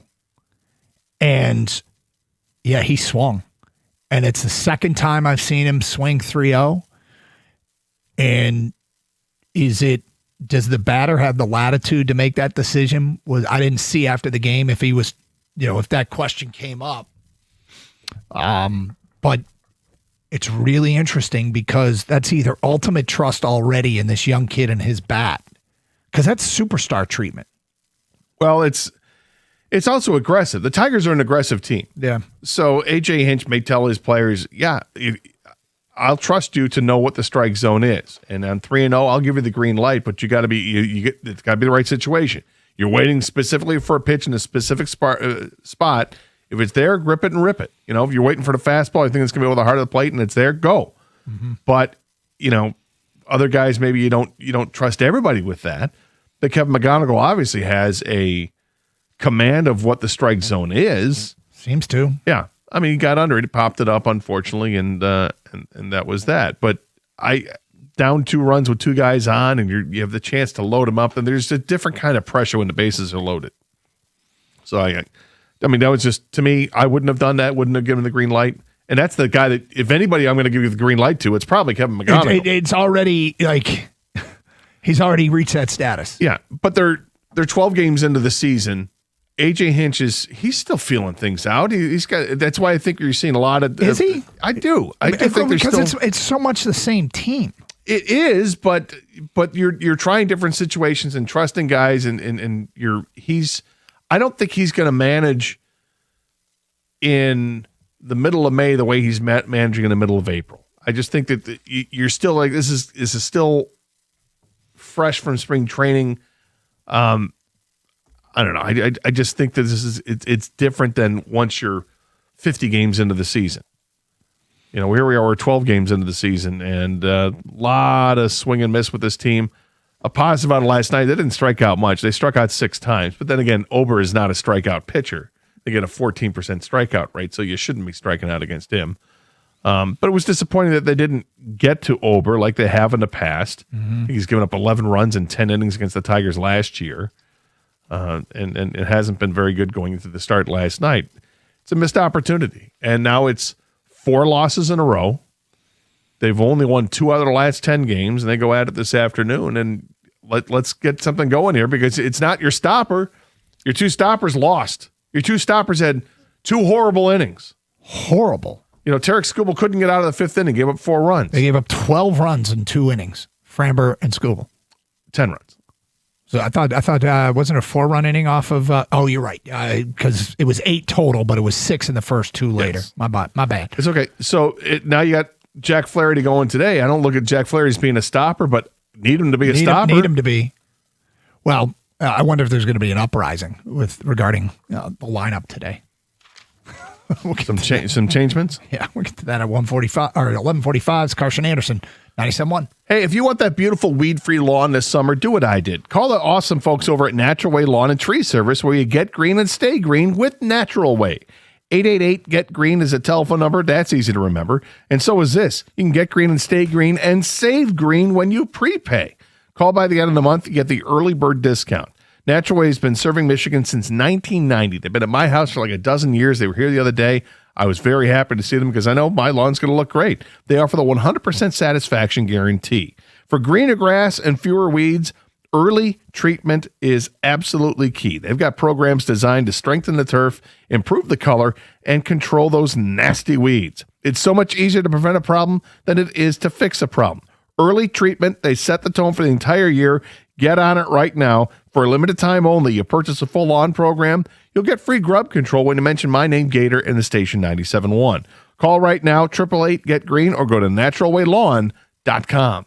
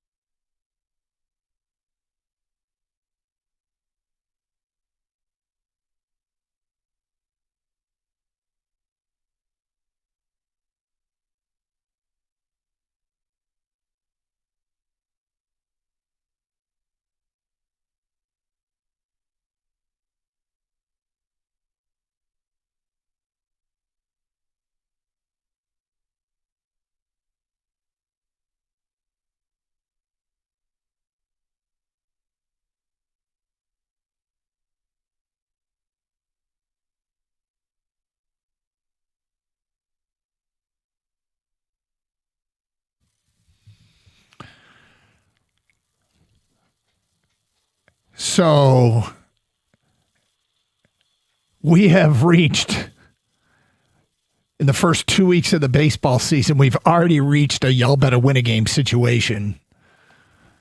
Is they have a chance to get swept by what is not expected to be a very good Twins team. Lost first 3 games of the series. Jack Flaherty on the hill, and here's your lineup today. Third base, Cole Keith leads off. Gleyber Torres will DH and hits second. Riley Green in left field hits third. Kerry Carpenter in right field hits fourth. Spencer Torkelson is going to hit fifth and play first base. Second base, Zach McKinstry sixth. Shortstop, Javi Baez seventh. Center fielder, Parker Meadows eighth. Catcher, Jake Rogers ninth. That means Dylan Dingler on the bench and against a right-handed pitcher, Kevin McGonigal will not face righty Mick Abel. They're going to give him a rest. We just call him Mickable. Mick Abel, we'll call him Mickable. Mickable. Sure. The responses to this tweet put out by the Tigers are, some of them are not safe for work. No? But there's a lot of people questioning this lineup and punting, as they put it, punting on this game. And, I mean, that's where McGonigal, on a team that feels starved for offense, and they feel that way, absolutely feel that way. But they're going to sit 2 guys who are actually hitting. What do you think of this? I mean, I understand Jake Rogers playing for Dingler because of the catcher position. Can't play every day. Right. But and Dingler did take a pitch off the hand the other day. I get that. That's fine. McGonigal, dude's 21 years old. He can handle any kind of workload you're going to throw at him. He might be your best hitter. Do I want to see him get a ton of at-bats this year? Absolutely. So I don't love having him out of the lineup. But I trust AJ Hinch to know what his team is at this point, and wants to give a guy a rest, got to give a guy a rest. And the other part of that is you're going to give other guys a chance to play. But, I mean, these are mostly starters with those 2 exceptions. Now, after yesterday, this is hard to believe, but after yesterday, the Tigers moved up to 5th in the American League in offense, in runs scored, 4th in batting average, 5th in OPS. Okay, they are moving up in terms of American League offensive production, which is just stunning. Does anybody out there think this offense looks right? And yet, relative to the most important competition, the American League, they're in the top 5. It tells you that there hasn't been a whole lot of scoring. No. And the Tigers, all their scoring has been done in just a few innings. Of a few games, because it feels like more often than not they're scoring 2 runs or less, but it's probably not true. It's just what your eyes are telling you. They don't look very good offensively at this point. They're not hitting the ball out of the ballpark. Mm-hmm. It's still, they went last night without a home run again, so that's 6 more runs scored without a home run. And it's now, was it 7 home runs in 12 games now? Yes. Yikes. Yep. At some point, the power is going to show up because this team does have power. There's no question this team has power, but it's kind of wild that we're 12 games into it and Torkelson's got nothing. Riley Green has nothing. And the only power they've gotten is from Dingler and Carpenter each have 2? Yeah, I mean, select a few other home runs. One of the things about it is their bad looks so bad. It felt like in the first 5 innings they didn't hit the ball out of the infield last night. I know that's not true. Cole Keith, the leadoff hitter, hit one out, looked like a hard hit ball out the right, but they were all out in front. They were popping it up. They were off the end of the bat, dribblers on the infield. They looked like terrible swings, and yet they still, at the end of the game, scored. They got the starter out of there, Bailey Ober out of there, and scored 6 runs, and got after their bullpen. Here's what's kind of wild: 2 guys that are providing offense for them are Parker Meadows and Javi Baez. Yeah. That's a good thing. It's a good thing to have Parker Meadows hitting. And he went 1 for 3 last night. Did not start the game in center field. Came in a pinch hit, had 3 at-bats, and had the base hit there. And good Parker Meadows is great for the team because of everything he brings to you. If he's going to hit, that's awesome. Javi Baez being able to hit, that's great too. The line drive, the double hit down to right field, going in the corner, that was great. Like I've kind of accepted that Javi is who he is, and you have to take the good with the bad. And if you let the bad bother you, it's like you can't appreciate anything that he does well. And he does a lot well. He does a lot well. But did you see his challenge last night? And if you weren't watching every second of the whole game and flipping around, I did not.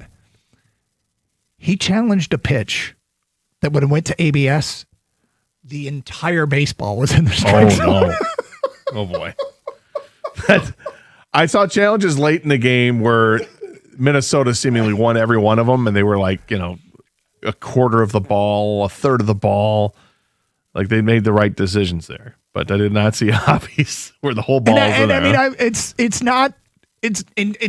I get it. It's not funny, but to me at this point, I just laugh at Javi's.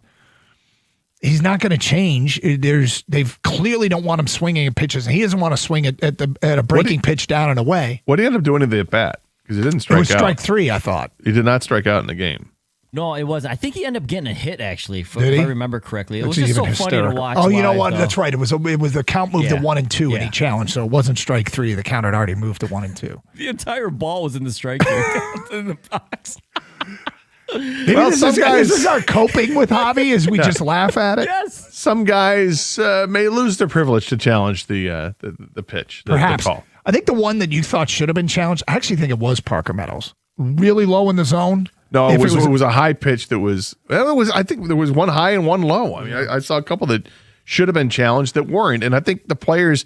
There's some getting used to it for these players, the major league ones, because they haven't played in the minors to understand the system that they've been using. So, did you guys bring up the Riley Green one? Sorry, that's where he didn't challenge. Yeah. Yes, that's what I was talking about earlier. Yeah, where it that's ball 4.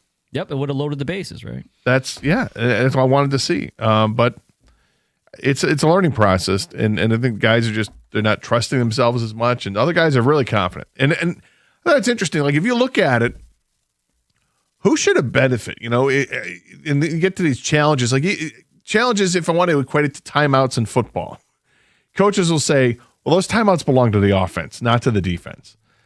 In baseball, do the challenges belong to the pitcher catcher, or do they belong to the hitter? I mean, obviously it's both, but I feel most confident if a catcher is going to challenge a call. Their catcher challenging everything. He's fist pumping stuff. Dylan Dingler's been killing it. I feel like the catchers are loving this system. Let's go to Bob in Grand Rapids. You're on 97.1. Hi, Bob. Hey, fellas. How you doing? What's up? I'm a little frustrated with the Tigers, and it's kind of organizational wide with these strikeouts. I've been kind of following the minor leagues. Only Max Clark is really hitting down in Toledo right now. He's the only guy. I mean, a couple other guys are doing okay, but they're not guys that are going to be called up. But isn't it, Gator? Is Max Anderson hurt? Because I haven't seen him. Yeah, I think he is dinged up a little bit because I haven't seen him either. I mean, he's a right-handed bat that maybe they could give a look at, but where's the power? I mean, Toledo had 2 or 3 different times they could have won that game in extra innings last night. We cannot get runners in from third with less than 2 outs. It's organizational wide, and it just drives me crazy. And you guys already talked about the 3-0. Kevin McGonigal, like you said, Doug, has done it twice this year where he swung 3-0. And, I guess we have to trust him. He's our best hitter, but man, this early season. Well, the one thing I'll say about the power outage is one thing. The mastery of the strike zone is something that Scott Harris has vowed to improve upon. And in the case of McGonigal and Clark, those are 2 of his early draft picks. So you kind of hope that the next wave of players will be better. They're right in the middle of the pack in the American League in strikeouts. It feels like it should be worse, but that's where they are. Oh, that's good. When do you guys think they're going to give Max Clark a look? Fascinating question. He's killing it. He is. I have his stats up right now. He's hitting after last night's game. He had a couple hits 3 hits last night. He's hitting .421 with an 1105 OPS, and he's got 7 doubles. Okay, let's talk about it next. Does he get a call soon? Does it make sense? Another edition of Who's on Top coming up at 12:35. Plus, we got some Lions stuff to get to in the noon hour. Leading into an afternoon Tiger game. No McGonigal in the lineup, no Dingler. It's Carson Anderson, 97.1.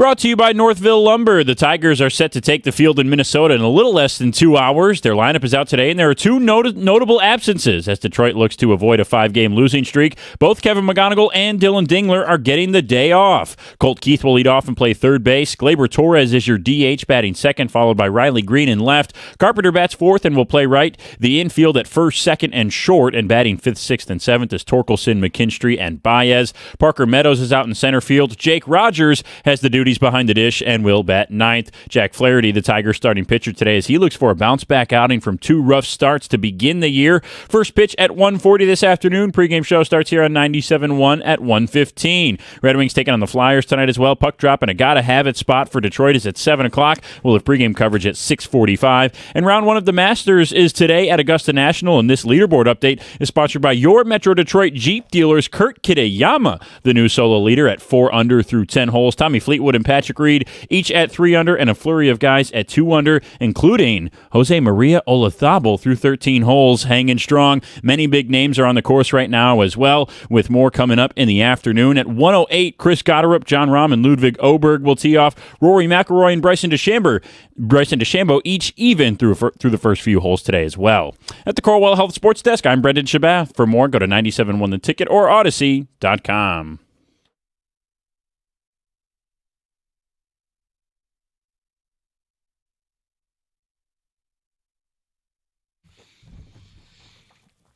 Okay, so previous caller, Bob in Grand Rapids.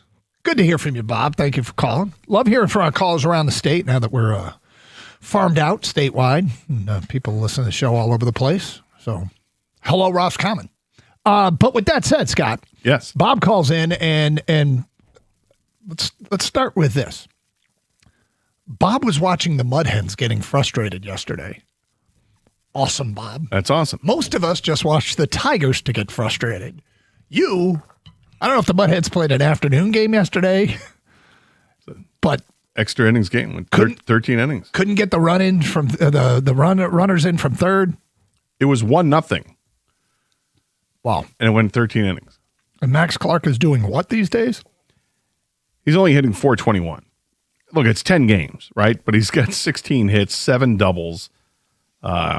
He's drawn 8 walks and struck out only 3 times. He's got 5 stolen bases. I believe he has 3 outfield assists already. He's doing everything you'd ask him to do. Sorry, he's got 4 outfield assists this year. Here's a guy that hadn't played above AA, was in big league camp for some of spring training, had his share of struggles, got mocked a little bit for bling above expected, and yet at the end of the day, guy is crushing it down in Toledo, which is exactly what you'd want. On a team that feels like it's struggling mightily offensively, although relative to the rest of the American League, they're not. In fact, they're top 5 in runs, OPS, batting average. I think they're 4th in OPS, which it feels absurd, but he was the caller was asking, when does Max Clark get called up? And the question is, you don't call him up to be Jahmai Jones? No, you don't. He's got to play. And I think if, mentioned earlier about Parker Meadows is actually hitting and doing some things this year, which is good because you want him to, because he's great defensively and he's got the speed, brings the intangibles, and he's got that frame, left-handed, and hit the ball great. Now he's doing it. Mm-hmm. The only way Max Clark gets brought up is because of an injury or because Parker Meadows is faltering. I don't know if it applies to the other corner outfielders. The only thing that might be an indicator that could be is if you start to see in Toledo that Max Clark is playing games at left field or games at right field. And to this point, he's played every inning at center field. Mm-hmm. In his entire minor league career, he's either been a DH, which was 34 times, or he's played in center field 217 times. He's a center fielder. He's an everyday center fielder, but the center fielder of the future for this Tigers team. But right now, they don't need him to play center field. So I wouldn't be surprised, though, to see him get some starts at the other corner outfield spots if, let's say, Riley Green continues to slip, or if Kerry Carpenter is, he's not the greatest right fielder in the world, but Matt Vierling is the other guy who plays outfield. but you're talking corner outfield is different than center field. Center field, he feels most comfortable. We saw Max Clark playing left field in spring training, and it didn't go well. He had a bad game that everybody looked and talked about because he had the 2 misplayed balls. Doesn't mean he can't play left field. He just needs reps. And I feel like if you can play center field, you can play anywhere, but you need the reps to feel comfortable doing it. But as long as he's playing all of his reps in center field at the minor league level, I don't think he's coming up anytime soon, unless the aforementioned injury or a Parker Meadows slip happens. Somebody on Twitch said, what about a Parker Meadows trade? It's entirely possible. It's entirely possible. I wouldn't rule out if they traded anybody on this team, including Riley Green or Kerry Carpenter or Spencer Torkelson. I feel like are you trading low, though, with those guys? Teams would be wanting a bargain because of their struggles, not getting market value for a player that I'm not saying you do it. I'm just saying I wouldn't be surprised, if you do make a trade and it's one of those guys that goes. These are players that you don't have to necessarily pay for a couple more years. Yeah. But, if you brought up Max Clark, you're not paying Max Clark much of anything. So, look, Max Clark is probably not going to, if they're going to call somebody up from Toledo to play an outfield spot to replace a struggling player, the struggling player is Jahmai Jones. I don't think Max Clark gets called up. You get Wenzel Perez to come up to play the Jahmai Jones role, right? I would think as a so. spot duty guy. Yeah, because he's a switch hitter. Clark won't be getting any better getting a smattering of at-bats here and there in Detroit, right? Yeah. You're not bringing Max up to ride the pine, 2 out of 3 days or 3 out of 4 days. But Wenzel Perez has done that role. He's played that role with his team. And he's got the versatility to play infield or outfield. He came up as a second baseman. He can play the outfield spots.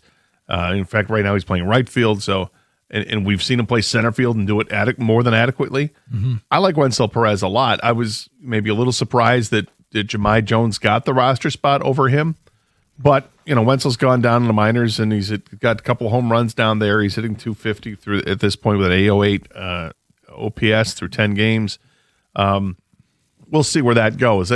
My gut was telling me yesterday, I think I said in the air, I don't think that Jahmai Jones will be on this roster in the middle of June. Okay, so the lineup came out today. Middle of May. Lineup came out, and people reacting to the fact that Dylan Dingler, who leads the team in RBIs and has 885 OPS, and Kevin McGonigal are sitting out. Hell, why don't you just sit Cole Keith while you're at it? But as Michael pointed out on Twitter, and a point we kind of alluded to last hour, it's a day game after a night game, so AJ usually does rest the catcher who caught the night before. This is not breaking news. No, you're right. It's not. The one that is pairing it with McGonigal is the question. Now, McGonigal is probably at a point in his career where sitting him every once in a while is not an unforgivable sin. Sitting him on the same day you sit Dingler when the team feels like it's struggling offensively, well, we'll see if it works out for AJ. This eventually a team breaks out of it, and sometimes they break out of it in a big way. I feel like Moneyline Tiger Bet today might be something I put $1 down on. Even though, despite the lineup, it doesn't make any sense. You look what happened. I don't know if weird thing is last night, the only thing that really went sideways was Framber's start, worst start of his career, which completely sabotaged any chance that they had. But 248-539-9797 if you want to keep talking Tigers here on 97.1. We spent pretty much the entire first hour talking Pistons with Cade Cunningham's return. It was good to see. And we asked the question at that time, and I know we got new people listening at noon, is this team playoff built? Is this team playoff built? And if so, why? What about this Piston team makes you believe that they are playoff built? I thought we closed the case. I think we rested the case. I think the jury was deliberating for like 5 minutes and came back and said, yeah, you're right. They're playoff built. But we want to know why you think they are playoff built. 248-539-9797. Red Wings play tonight. The tragic number.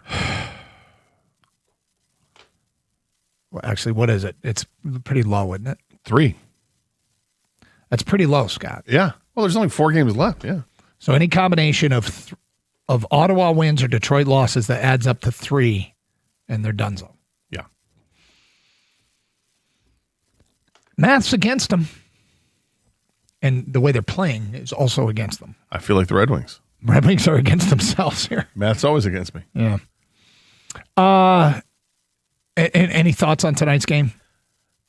I mean, obviously it is must win. The players recognize that. Dylan Larkin said as much after the game the other night when they lost in overtime or in a shootout to Columbus. I'm intrigued by tonight's game because it feels like we've got our mini playoff. This is the best we're going to get with Philadelphia because this will be the third game in 7 games that they played against Philadelphia. Yep. We saw them beat Philadelphia last time. There's maybe some confidence there. Gibson's back in net tonight. I don't know. I just, of course, I don't have hope. That's gone. That's out the window. I'm angry watching this team now. I want individuals to step up and show me something that you belong here in this league and belong here on this team specifically. But if they don't win, then it's, I mean, I think people are already off board with this team.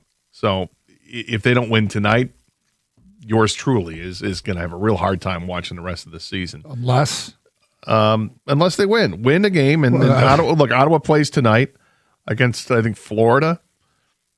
Unfortunately, it's not a tough opponent for them. But you never know what's going to happen. The brothers going at it tonight with the Kachuk brothers. So I want to still hang on with some kind of hope. But even if they win and Ottawa loses, they're still a point behind Ottawa. They still have to. There's more catch up to do. Mm-hmm. And then obviously you're still chasing it. They got to win out to have any kind of a chance. And I just don't think they have a chance. 248-539-9797. It's Carson Anderson, Open Lines. You want to keep talking Tigers? Let's go. Piston fans, why is your team playoff built? Why do you think this team will be able to cruise into the postseason and keep winning? They've proven everything they can prove in a regular season. We'll get to our lock-solid case as to why they're playoff built today at 12:20, but we want your reasons why. At 248-539-9797, it's Carson Anderson here on 97.1. Hey, it's Doug Karsch for Sarah Chevrolet in Sterling Heights. Spring into savings with low payments on a 2026 Chevy Trailblazer. Pay just $249 a month for 36 months on a Trailblazer LT front-wheel drive with $19.99 down, $249 a month. Go down to 17.5 in Van Dyke and Sterling Heights. 87-SAY-SARAH or saysarah.com. Together, let's drive. With GM Employee Discount, Chevy Lease Loyalty in the household. 10,000 miles per year plus tax and fees with approved credit. Offer ends at the end of the month.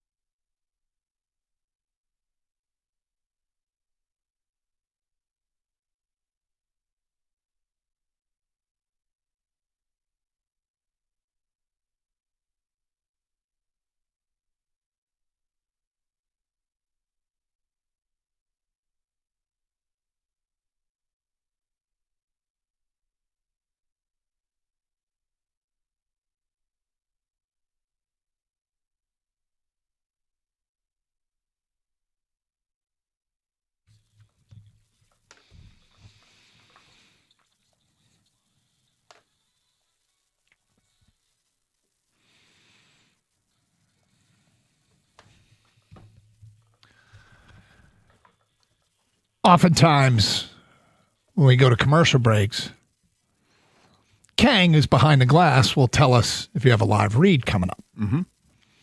As we went to the last commercial break, I finished a Sarah Chevrolet spot. We go to commercial, and Kang said it in such a way that it sounded like a diagnosis. He said, Gator, you have Shayna Roofing. And I'm like, it's like a doctor telling somebody, regret to inform you, but you have a case of Shayna Roofing. You've got shingles. Sort of. You can pick up your script at Walgreens or, CVS, wherever you get That's right, yeah. Doug, you have Twin Peaks. I would never say that. Inappropriate. How about you have M&M? Doug, you have M&M. Anyway, so Gator's got a case of Shayna Roofing. I got a case of Bernstein. 248-539-9797, open lines. All right, so we got a bunch on the table. And look, I'm fascinated with this Piston team and building the case to why they're playoff built. And some people are giving in their theories. As far as the Wings are concerned, an unnamed texter writes in Philly, 6-0 tonight. Wings are done. They might be. I feel like what they're going through and what the fan base is going through and what the front office is going through and what the coaching staff is going through. All of us collectively are going through this torture together. The Red Wings feel pained in the post-game press conferences and sitting in the locker room. The stuff that we can stream online after the game, they look as like this is killing them. It is. Yep. Well, not only is it killing them because they see everything slipping away from them, they recognize how good they were not that long ago, and it's slipping away. But it's the same questions after every game because how are you supposed to word it differently? You're losing the same way. Yep. You're not able to finish off a team in the third period. Hey, well, we've done this, post-game presser before, or you didn't show up for the first two periods of the game. Well, we've done this post-game presser before. I mean, it's painful. And for a captain like Dylan Larkin who desperately wants to be in the playoffs, a guy, a hero for the Olympic team, and he comes back to this team and the whole team has just collectively had a massive brain fart over the last 6 weeks. Sitting it out every year for a guy who competes at that level, for all the guys that compete at that level, like the Olympics, must suck. Unnamed texter, the Masters is different from any other team sport championship. For a lot of us, golf is a favorite hobby, and the Masters is like opening day of a game that we get to play to. I can't get enough of it. Martin in Seattle says, regarding the lineup today, it's simple. It's time for guys like Green and Torque to step up. If losing Kevin McGonigal for a day causes panic, then the Tigers have big problems. There's truth in that. It might cause panic amongst the fans, but if you're AJ Hinch and your job is to get the most out of this team, you have to rely on guys like Green and Torque. And you may think, oh, that's flawed. You can't rely on those guys. That's who he has. And those guys have produced in many ways for him. So what Martin in Seattle is saying is true. If you're putting yourself in AJ Hinch's shoes, you can't coddle guys who have been some of your best hitters after 12 games. You can't hide them in your lineup. You have to think that eventually they are going to return to form. Of course you do. And, last night, Riley Green had one hit. That's nothing to get excited about, but at least it's, something positive coming out of him. He's drawn some walks this year, which was just some positive. Torkelson had a couple hits the other night, but you want to see the ball go over the fence. Yeah. And maybe that's just, it's difficult because of the weather. Look, Minnesota didn't hit any home runs last night either, and they scored 8 runs. So you had 14 runs scored in the game, and none of them came via the home run. The Pistons, this is from an unnamed texter. The Pistons will continue to win in the playoffs because their playoff level defense. Time to turn it up a notch. The bench has had time to get this team ready.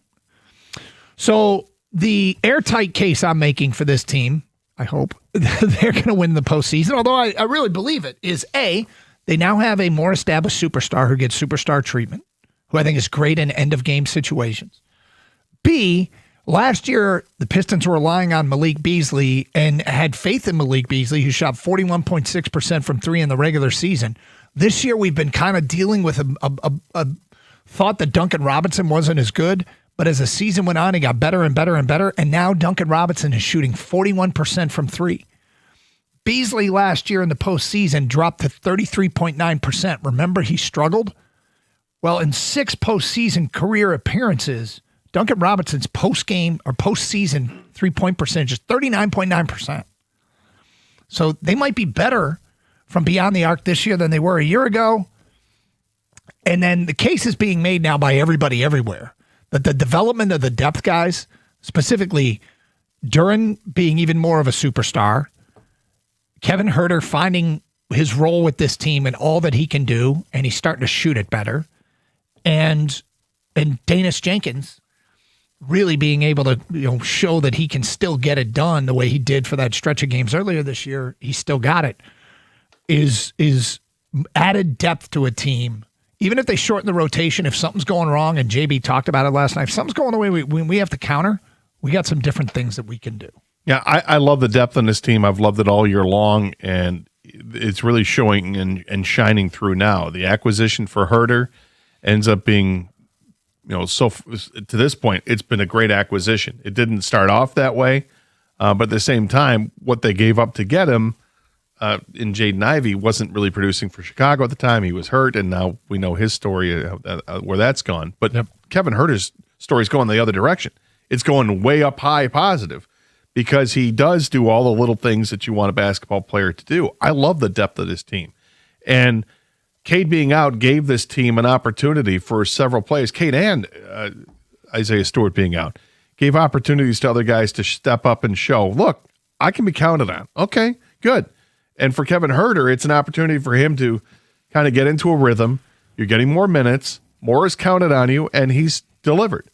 You add that with the way this team plays defense and the way this team hustles to play defense, it's a really nice recipe to have, and it's one that I think takes them to the conference finals. That's why my expectation is the conference final, because I think they play better defense than anybody else, and offensively, this team has weapons.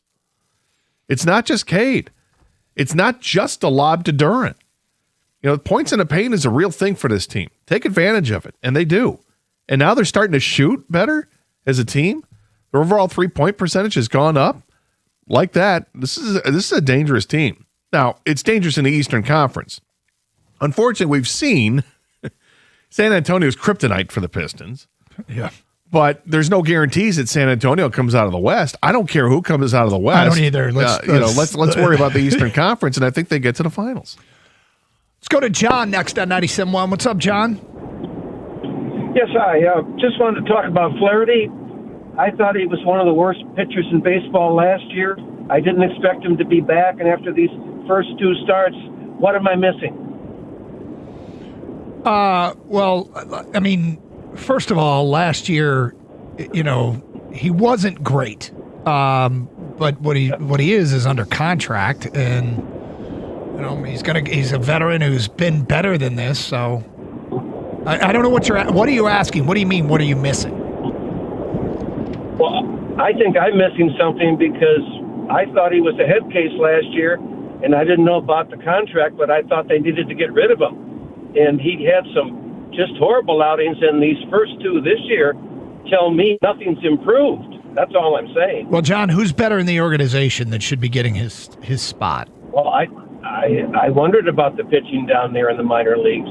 Maybe that's something somebody consider. I guess I don't see an upside for him. These first 2 starts were, wouldn't you have to say, 2 of the worst in baseball? Well, I certainly wouldn't define a pitcher by 2 starts he's made to start the season. I wouldn't do that. I'd let it play out a little bit before I define him as being the worst pitcher in baseball. I don't think that's the case. Last year, his ERA was elevated, but his whip was good. There were other things you could like about it, but he wasn't great for the Tigers last year.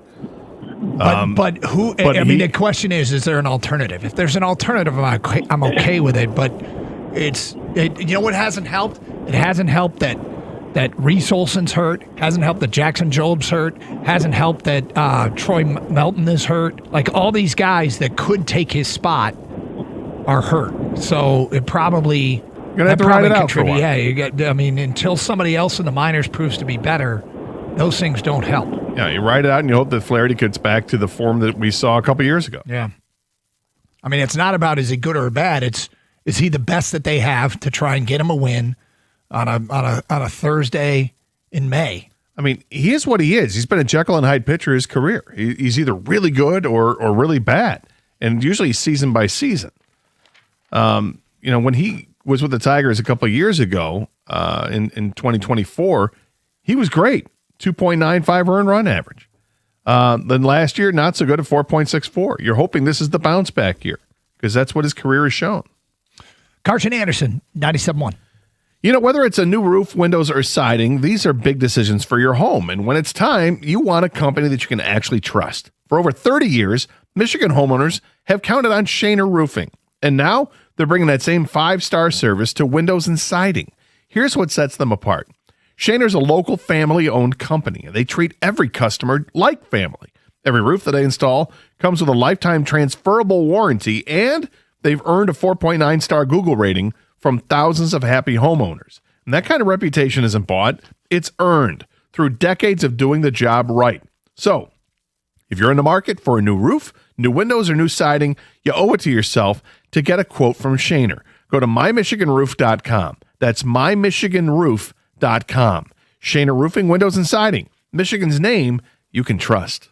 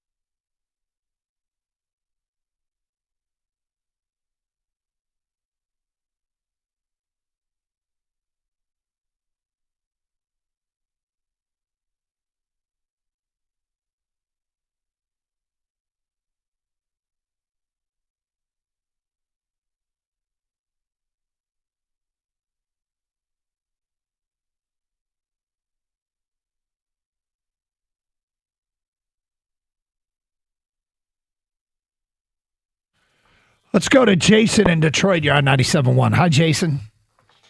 Doug and Scott, how's it going, bros? We're great. I wanted to say that, like you guys mentioned earlier before you went to break, the defense with the Pistons, I think that's going to be one of the reasons that carries them in the playoffs, because that travels. Even if they go through spurts when they can't score and the shots aren't falling, I still think that the way they play defense, that won't allow teams to blow them out or get ahead too much where they can't come back. And also, too, last year, without Stu in the playoffs against the Knicks, I think having him back healthy with Cade adds another player off the bench that we can depend on, the 10 to 15 points. And also, like you said, with Kevin, we added, and with I can't remember his name, but I think that's going to be the difference this year. We have enough 3-point shooting. Also adding the addition of Daenerys Jenkins. I think we have enough this time to at least make it to the ECF, depending on who we play. Because also, too, in that second round, I feel like the Pistons are confident enough to beat the Knicks. So, to me, it's like we match up against the Knicks in Cleveland. I feel like the only team that the Pistons will struggle with out the East is Boston.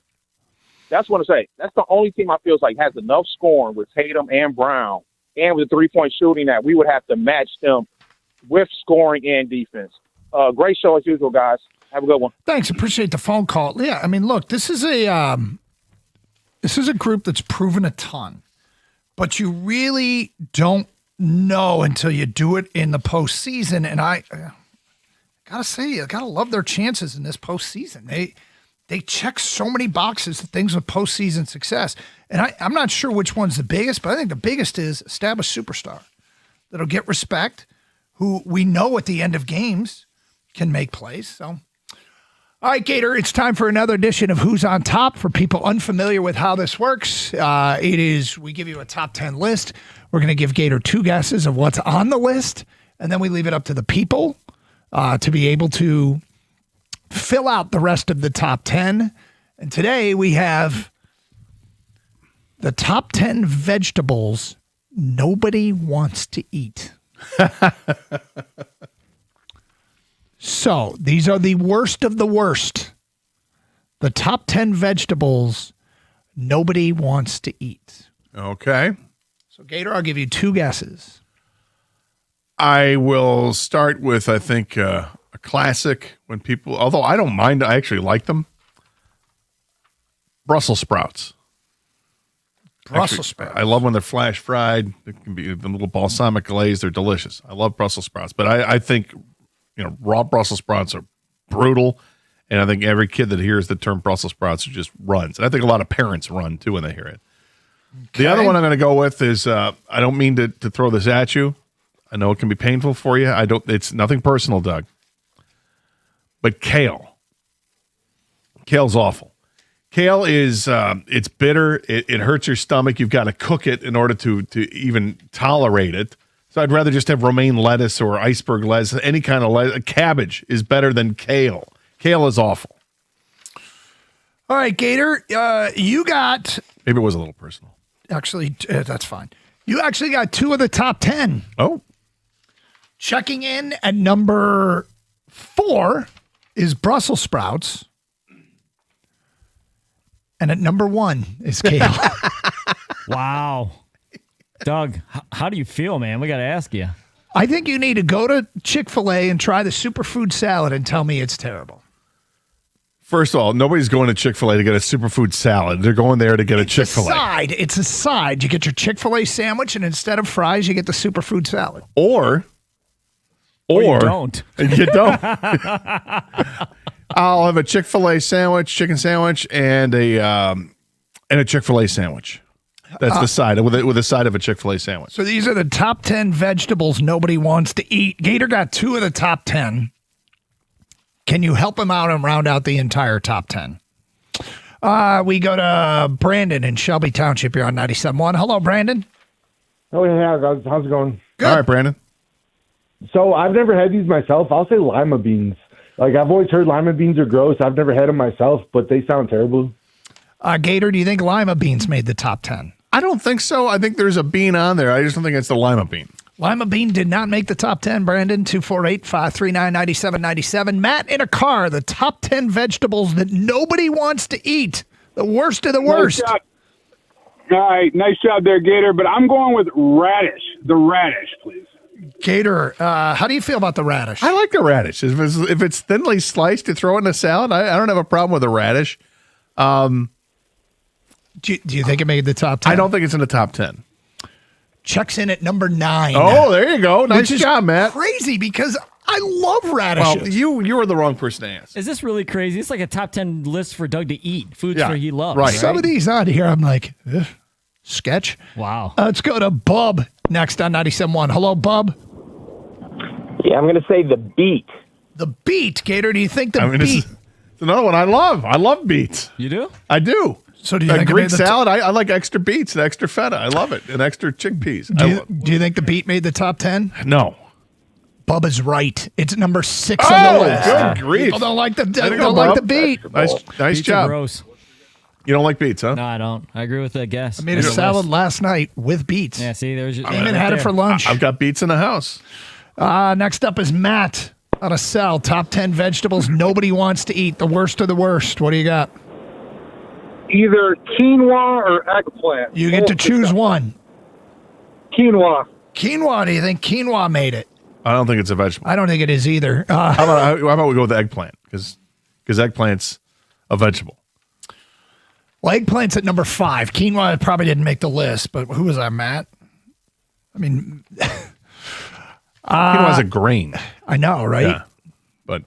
And by the way, do you hate quinoa? I don't love quinoa, but I don't. I certainly don't. If it's part of a salad, I don't. Yeah, go for whatever else in the salad is going to make the salad for me. But I like eggplant. Do you? Yeah. I'm not a huge eggplant guy. But next up is Jake in Windsor. Hi, Jake. Hey, boys, how's it going? I'm going to say squash. Squash, Gator. Do you think squash made the top 10? I do, and I like squash. But like butternut squash, I think is great. Squash has like a natural sweetness to it, I think, or it lends itself to add a little sweetness there. But you got to cook it. There's some preparation. But I think it's on the list, Jake. I agree with you. It did not make the top 10. 248-539-9797. Mike in Rochester, you're next. Hi, Mike. Hey, how are you guys? What's up? I got to say peas. Who likes peas? I love peas. Come on. I love peas. Green peas, I love them. Really? Yeah. Well, peas did not make the top 10. It did come in at 12. So it's just outside the top 10. But got a few left in the top 10. The worst vegetables. Peas on a salad? I got no problem with that. Let's go to Les next on 97.1. Hi, Les. Oh, no, I'm That's sorry. Rob. That's Rob in Oxford. My bad. Hi, Rob. Hi there. Hey. I got to go with one that my wife likes that I just detest. It's turnips.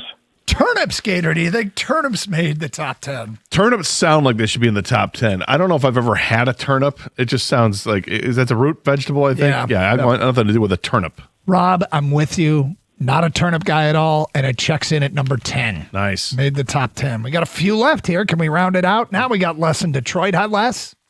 Hey, how are you guys? Good. What's up? I'm going to go with cauliflower. Cauliflower. Do you think cauliflower made it? I don't like cauliflower. There's no taste to it. It just crumbles in your mouth, and I do not like it at all. It's great with a dill dip. Of course. So you it's the think only it way made- you can tolerate it is by dipping it in something. You think it made the top 10? I do.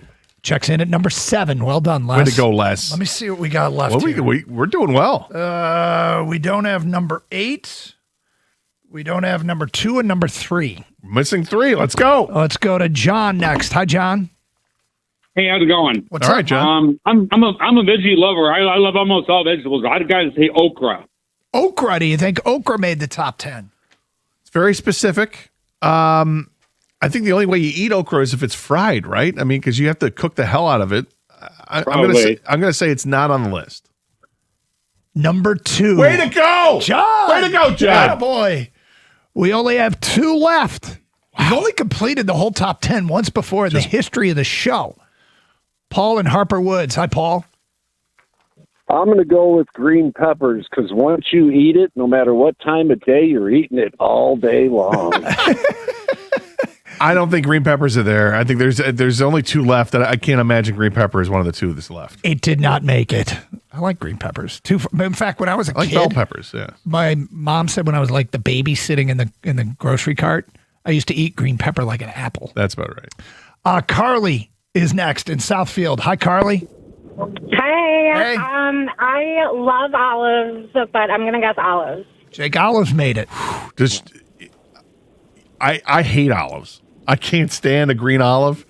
Black olives I can tolerate only in moderation on a pizza or in a Mexican dish or something like that. I do not like olives. I'm hoping olives is on this list. It's not. Oh! It did not make the top 10, Carly. Come on. 248-539-9797. Robert is next. Hi, Robert.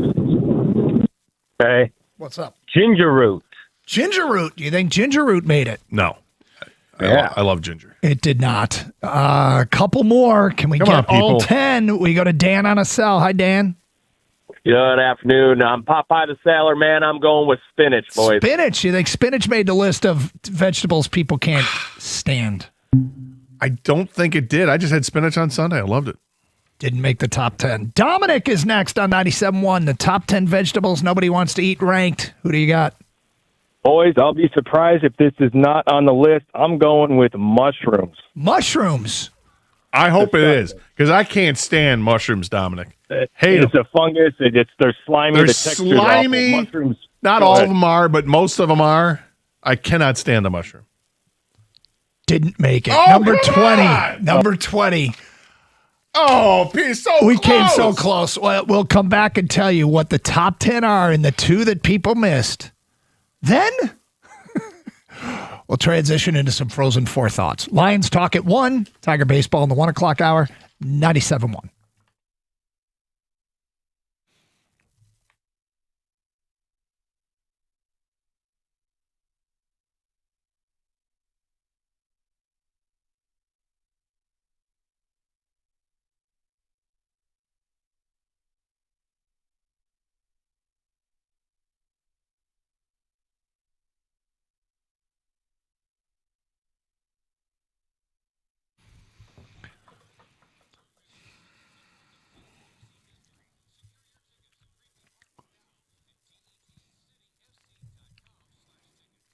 Hey, when your garage door stops working or it's time for a new one, you don't want to call a call center 3 states away. You want M&M Garage Door, still family owned and operated right here in Michigan since 2011, whether it's a fast, reliable repair or a full door replacement. Their team of pros arrive in fully stocked trucks, ready to get the job done right the first time. You get a heads-up call with a text with your technician's photo, and every repair and installation is backed by a warranty for total peace of mind. Call 844-ONLY-DOOR or visit GarageDoorRightNow.com today. M&M Garage Doors, open your door to exceptional. License 210-220-6147.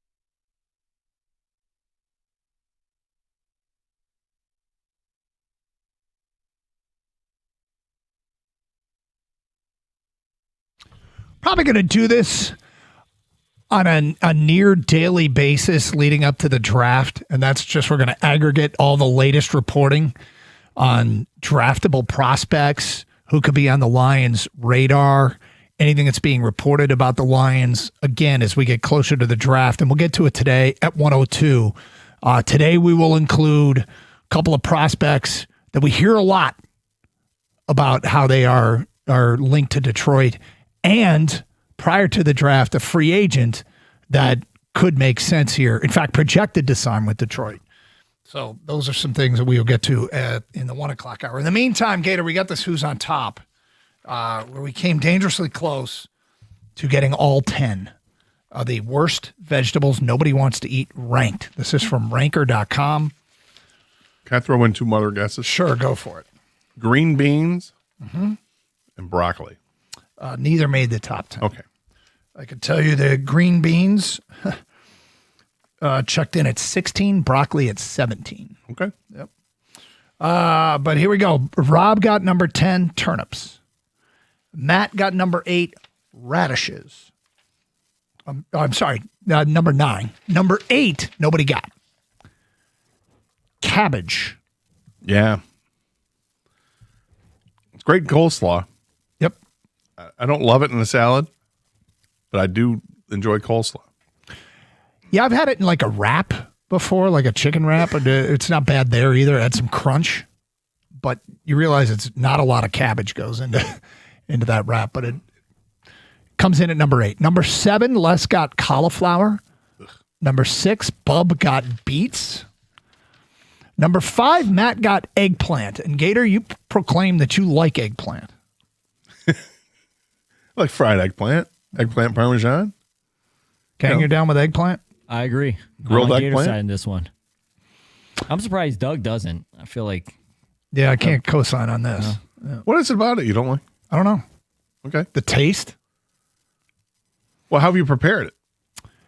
I've had it at like a restaurant, like part of a pasta dish.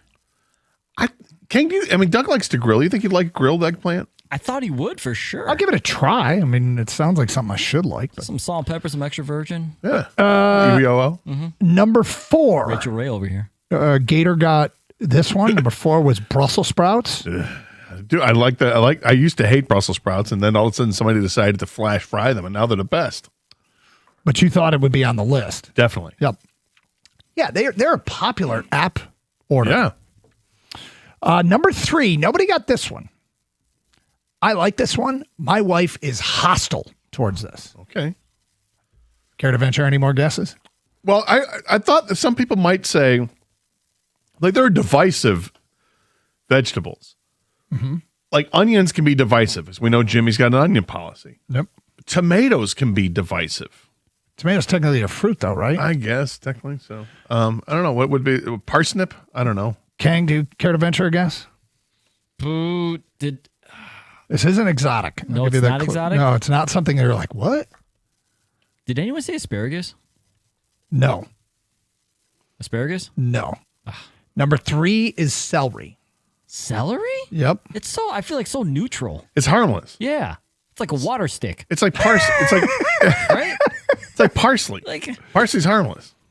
Doesn't well no, some people have that gene that tastes like soap, parsley, right? That's or cilantro. Is that the cilantro? Cilantro, Same version, right? But yeah, you're right with celery. Celery it's just a water stick. It's just it's texture, and you dip it in a dip. That's why you have it. The flavor is whatever you dip it in. Yeah.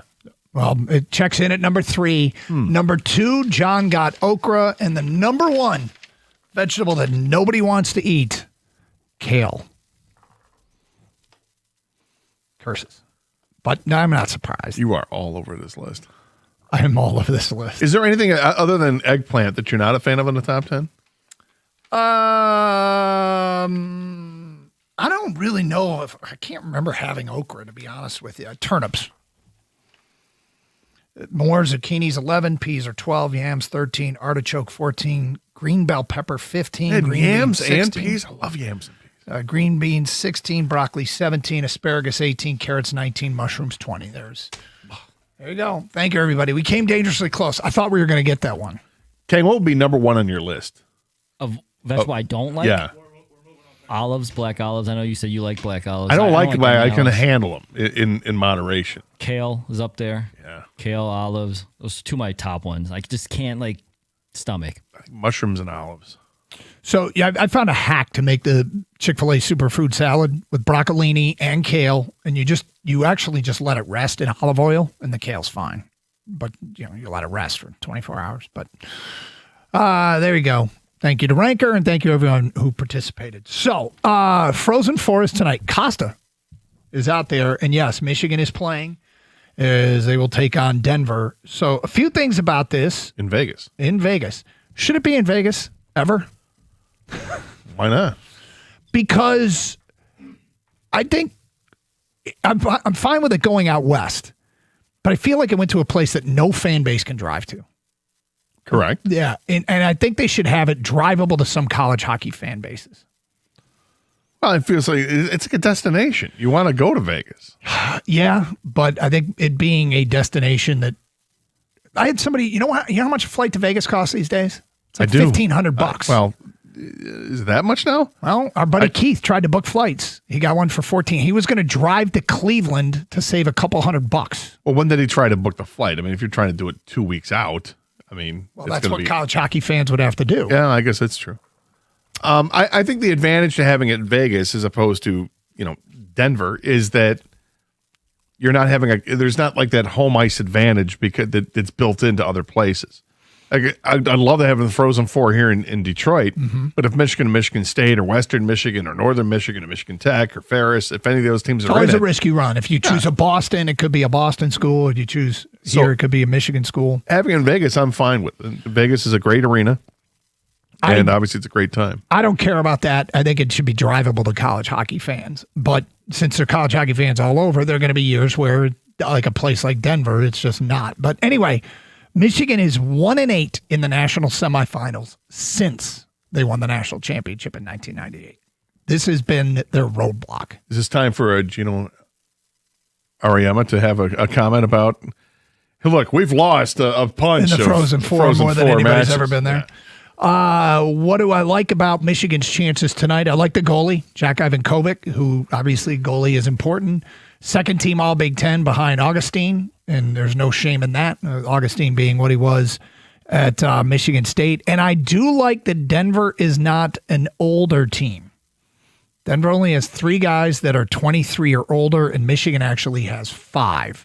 And sometimes you get into these college hockey tournaments, and one of those schools will have gone and got the 20-year-old freshman out of like the USHL or whatever, and those guys will be 24, 25, and Michigan and Michigan State have been able to recruit out of USA Hockey and have put together like the best U18 teams in the country. But when you're playing against grown men, but the Denver will not have that advantage. Tonight, 8:30, Frozen Four. First game, Wisconsin and North Dakota at 5. It's Carson Anderson. Let's talk some Lions next, leading into Tiger Baseball on 97.1.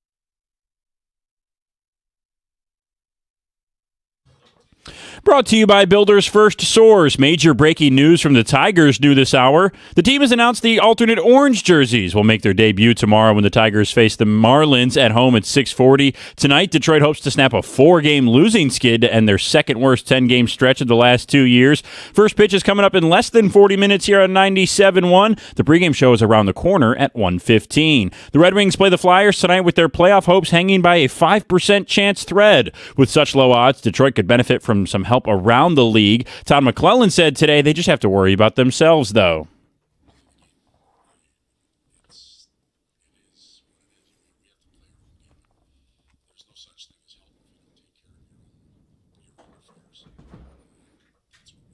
Puck drop at 7 o'clock, pregame at 6:45 here on 97.1. And this Masters leaderboard update is sponsored by your Metro Detroit Jeep dealers. Patrick Reed with a bogey, but still leading the field at 4 under. He's the only one up there. A couple of guys at 3 under, including Sam Burns and Tommy Fleetwood. And in the most interesting news at Augusta today, Xander Schauffele's tee shot at the par 5 8th ended up in a patron's bag. He would go on to par the hole. He's at 1 under right now through 9. So was Rory McIlroy through 8 holes. Afternoon prime window about to start with Chris Gotterup, John Rahm, and Ludwig Oberg teeing off in about 6 minutes. At the Carwell Health Sports Desk, I'm Brendan Shabat. For more, go to 97.1 The Ticket or Odyssey.com.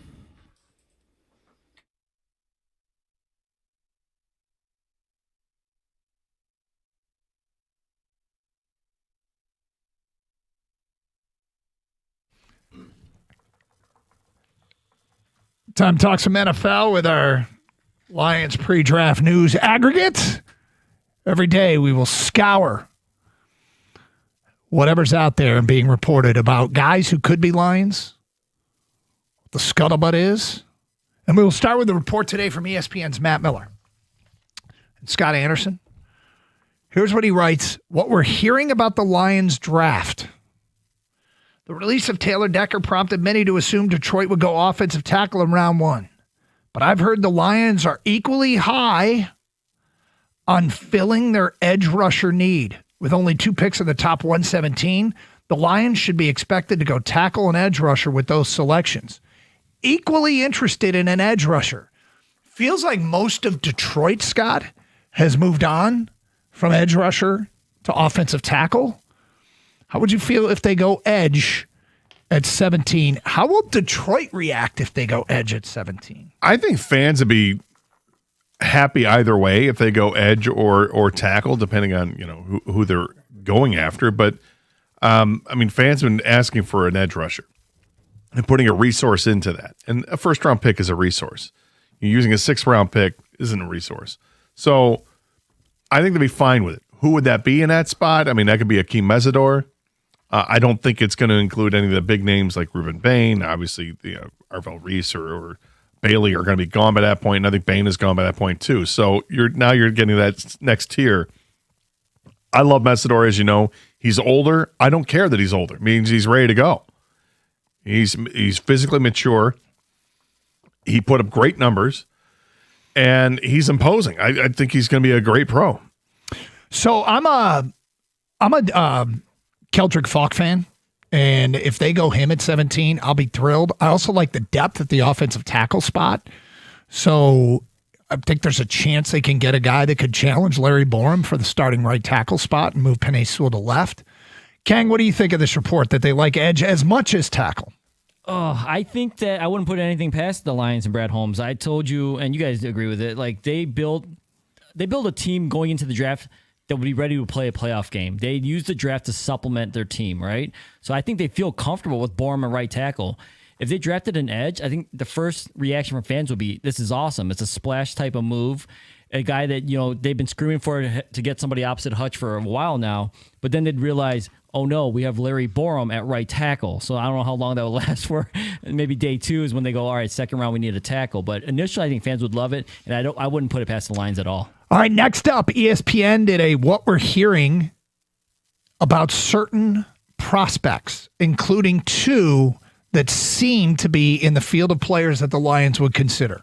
One is Caden Proctor. The other is Monroe Freeling. But these are executives quoted on what they're saying about these prospects. And you tell me if they sound like future Detroit Lions. Regarding Caden Proctor, one NFL team executive was blunt. he should be a top 5 pick. He's as good as he wants to be. But the story goes on to say that people are questioning Proctor because of his weight. Scouts say he ballooned to around 390 pounds last year during the season and played his way into shape. He's around 350 now and looked good at Pro Day. Regarding Monroe Freeling, an AFC executive said, super talented, but play doesn't match it. 6'7", fast, long, but could be rough at first. You could stick with it and let him play through growing pains. He can be really good. His film isn't as good as some other guys right now. One guy, weight problem. Another guy, film isn't as good as some other guys. Do these sound like future Detroit Lions? Yeah, I think when you get to critiquing players, everybody is going to look for something negative. You have to find something negative. And I heard John Jansen talking about this morning with about Caden Proctor that weight is an issue. That's his concern with Caden Proctor. Is he going to be this guy that isn't dedicated enough to keep the weight in check and play around 350 pounds, or is he going to let it get out of control? Mm-hmm. He says he's still athletic and he can still get plays done, but the heavier you are, the more susceptible you are to injuries. And I agree with that. I can understand that. But as far as Monroe Freeling is concerned, I mean, I think the tape shows that he's actually very, very good. Now, are there some flaws? There's going to be flaws with damn near everyone.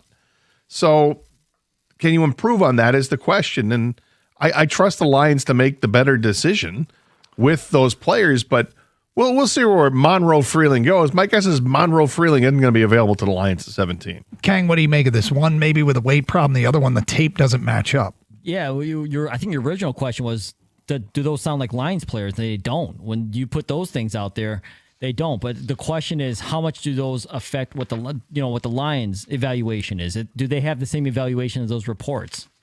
But I think those are pretty universal with those two guys, by the way. Yeah, the weight thing is intriguing because that stuff can be manipulated. That could be bad information that gets thrown out there. The tape's the tape.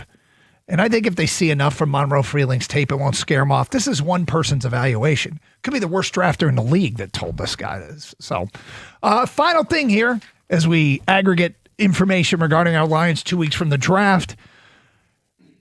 Sports Illustrated did the top 8 free agents still available and their ideal landing spot.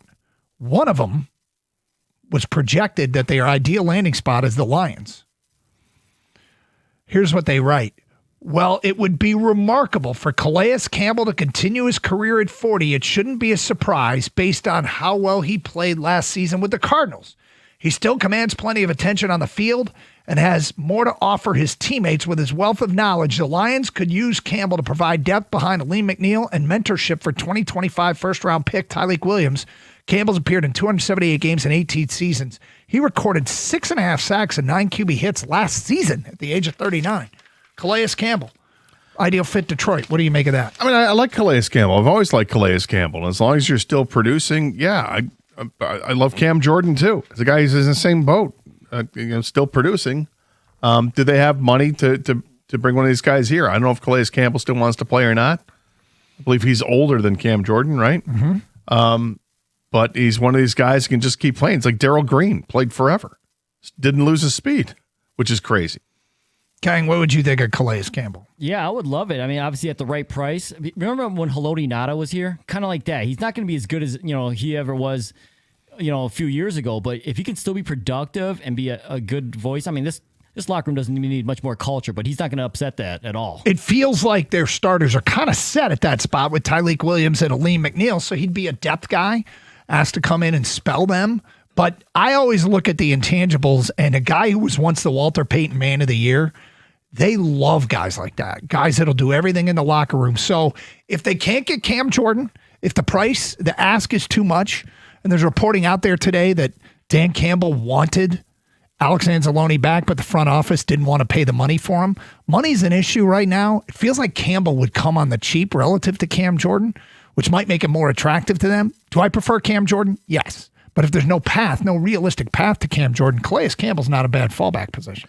No, and he's just a massive body. It's great experience and can play all over the line. So, I mean, there's a lot to like with him. The only question is, how much does he have left in him? Yep. So There you go. Some of the stuff that's out there regarding our Detroit Lions as we are just 2 weeks away from the National Football League draft.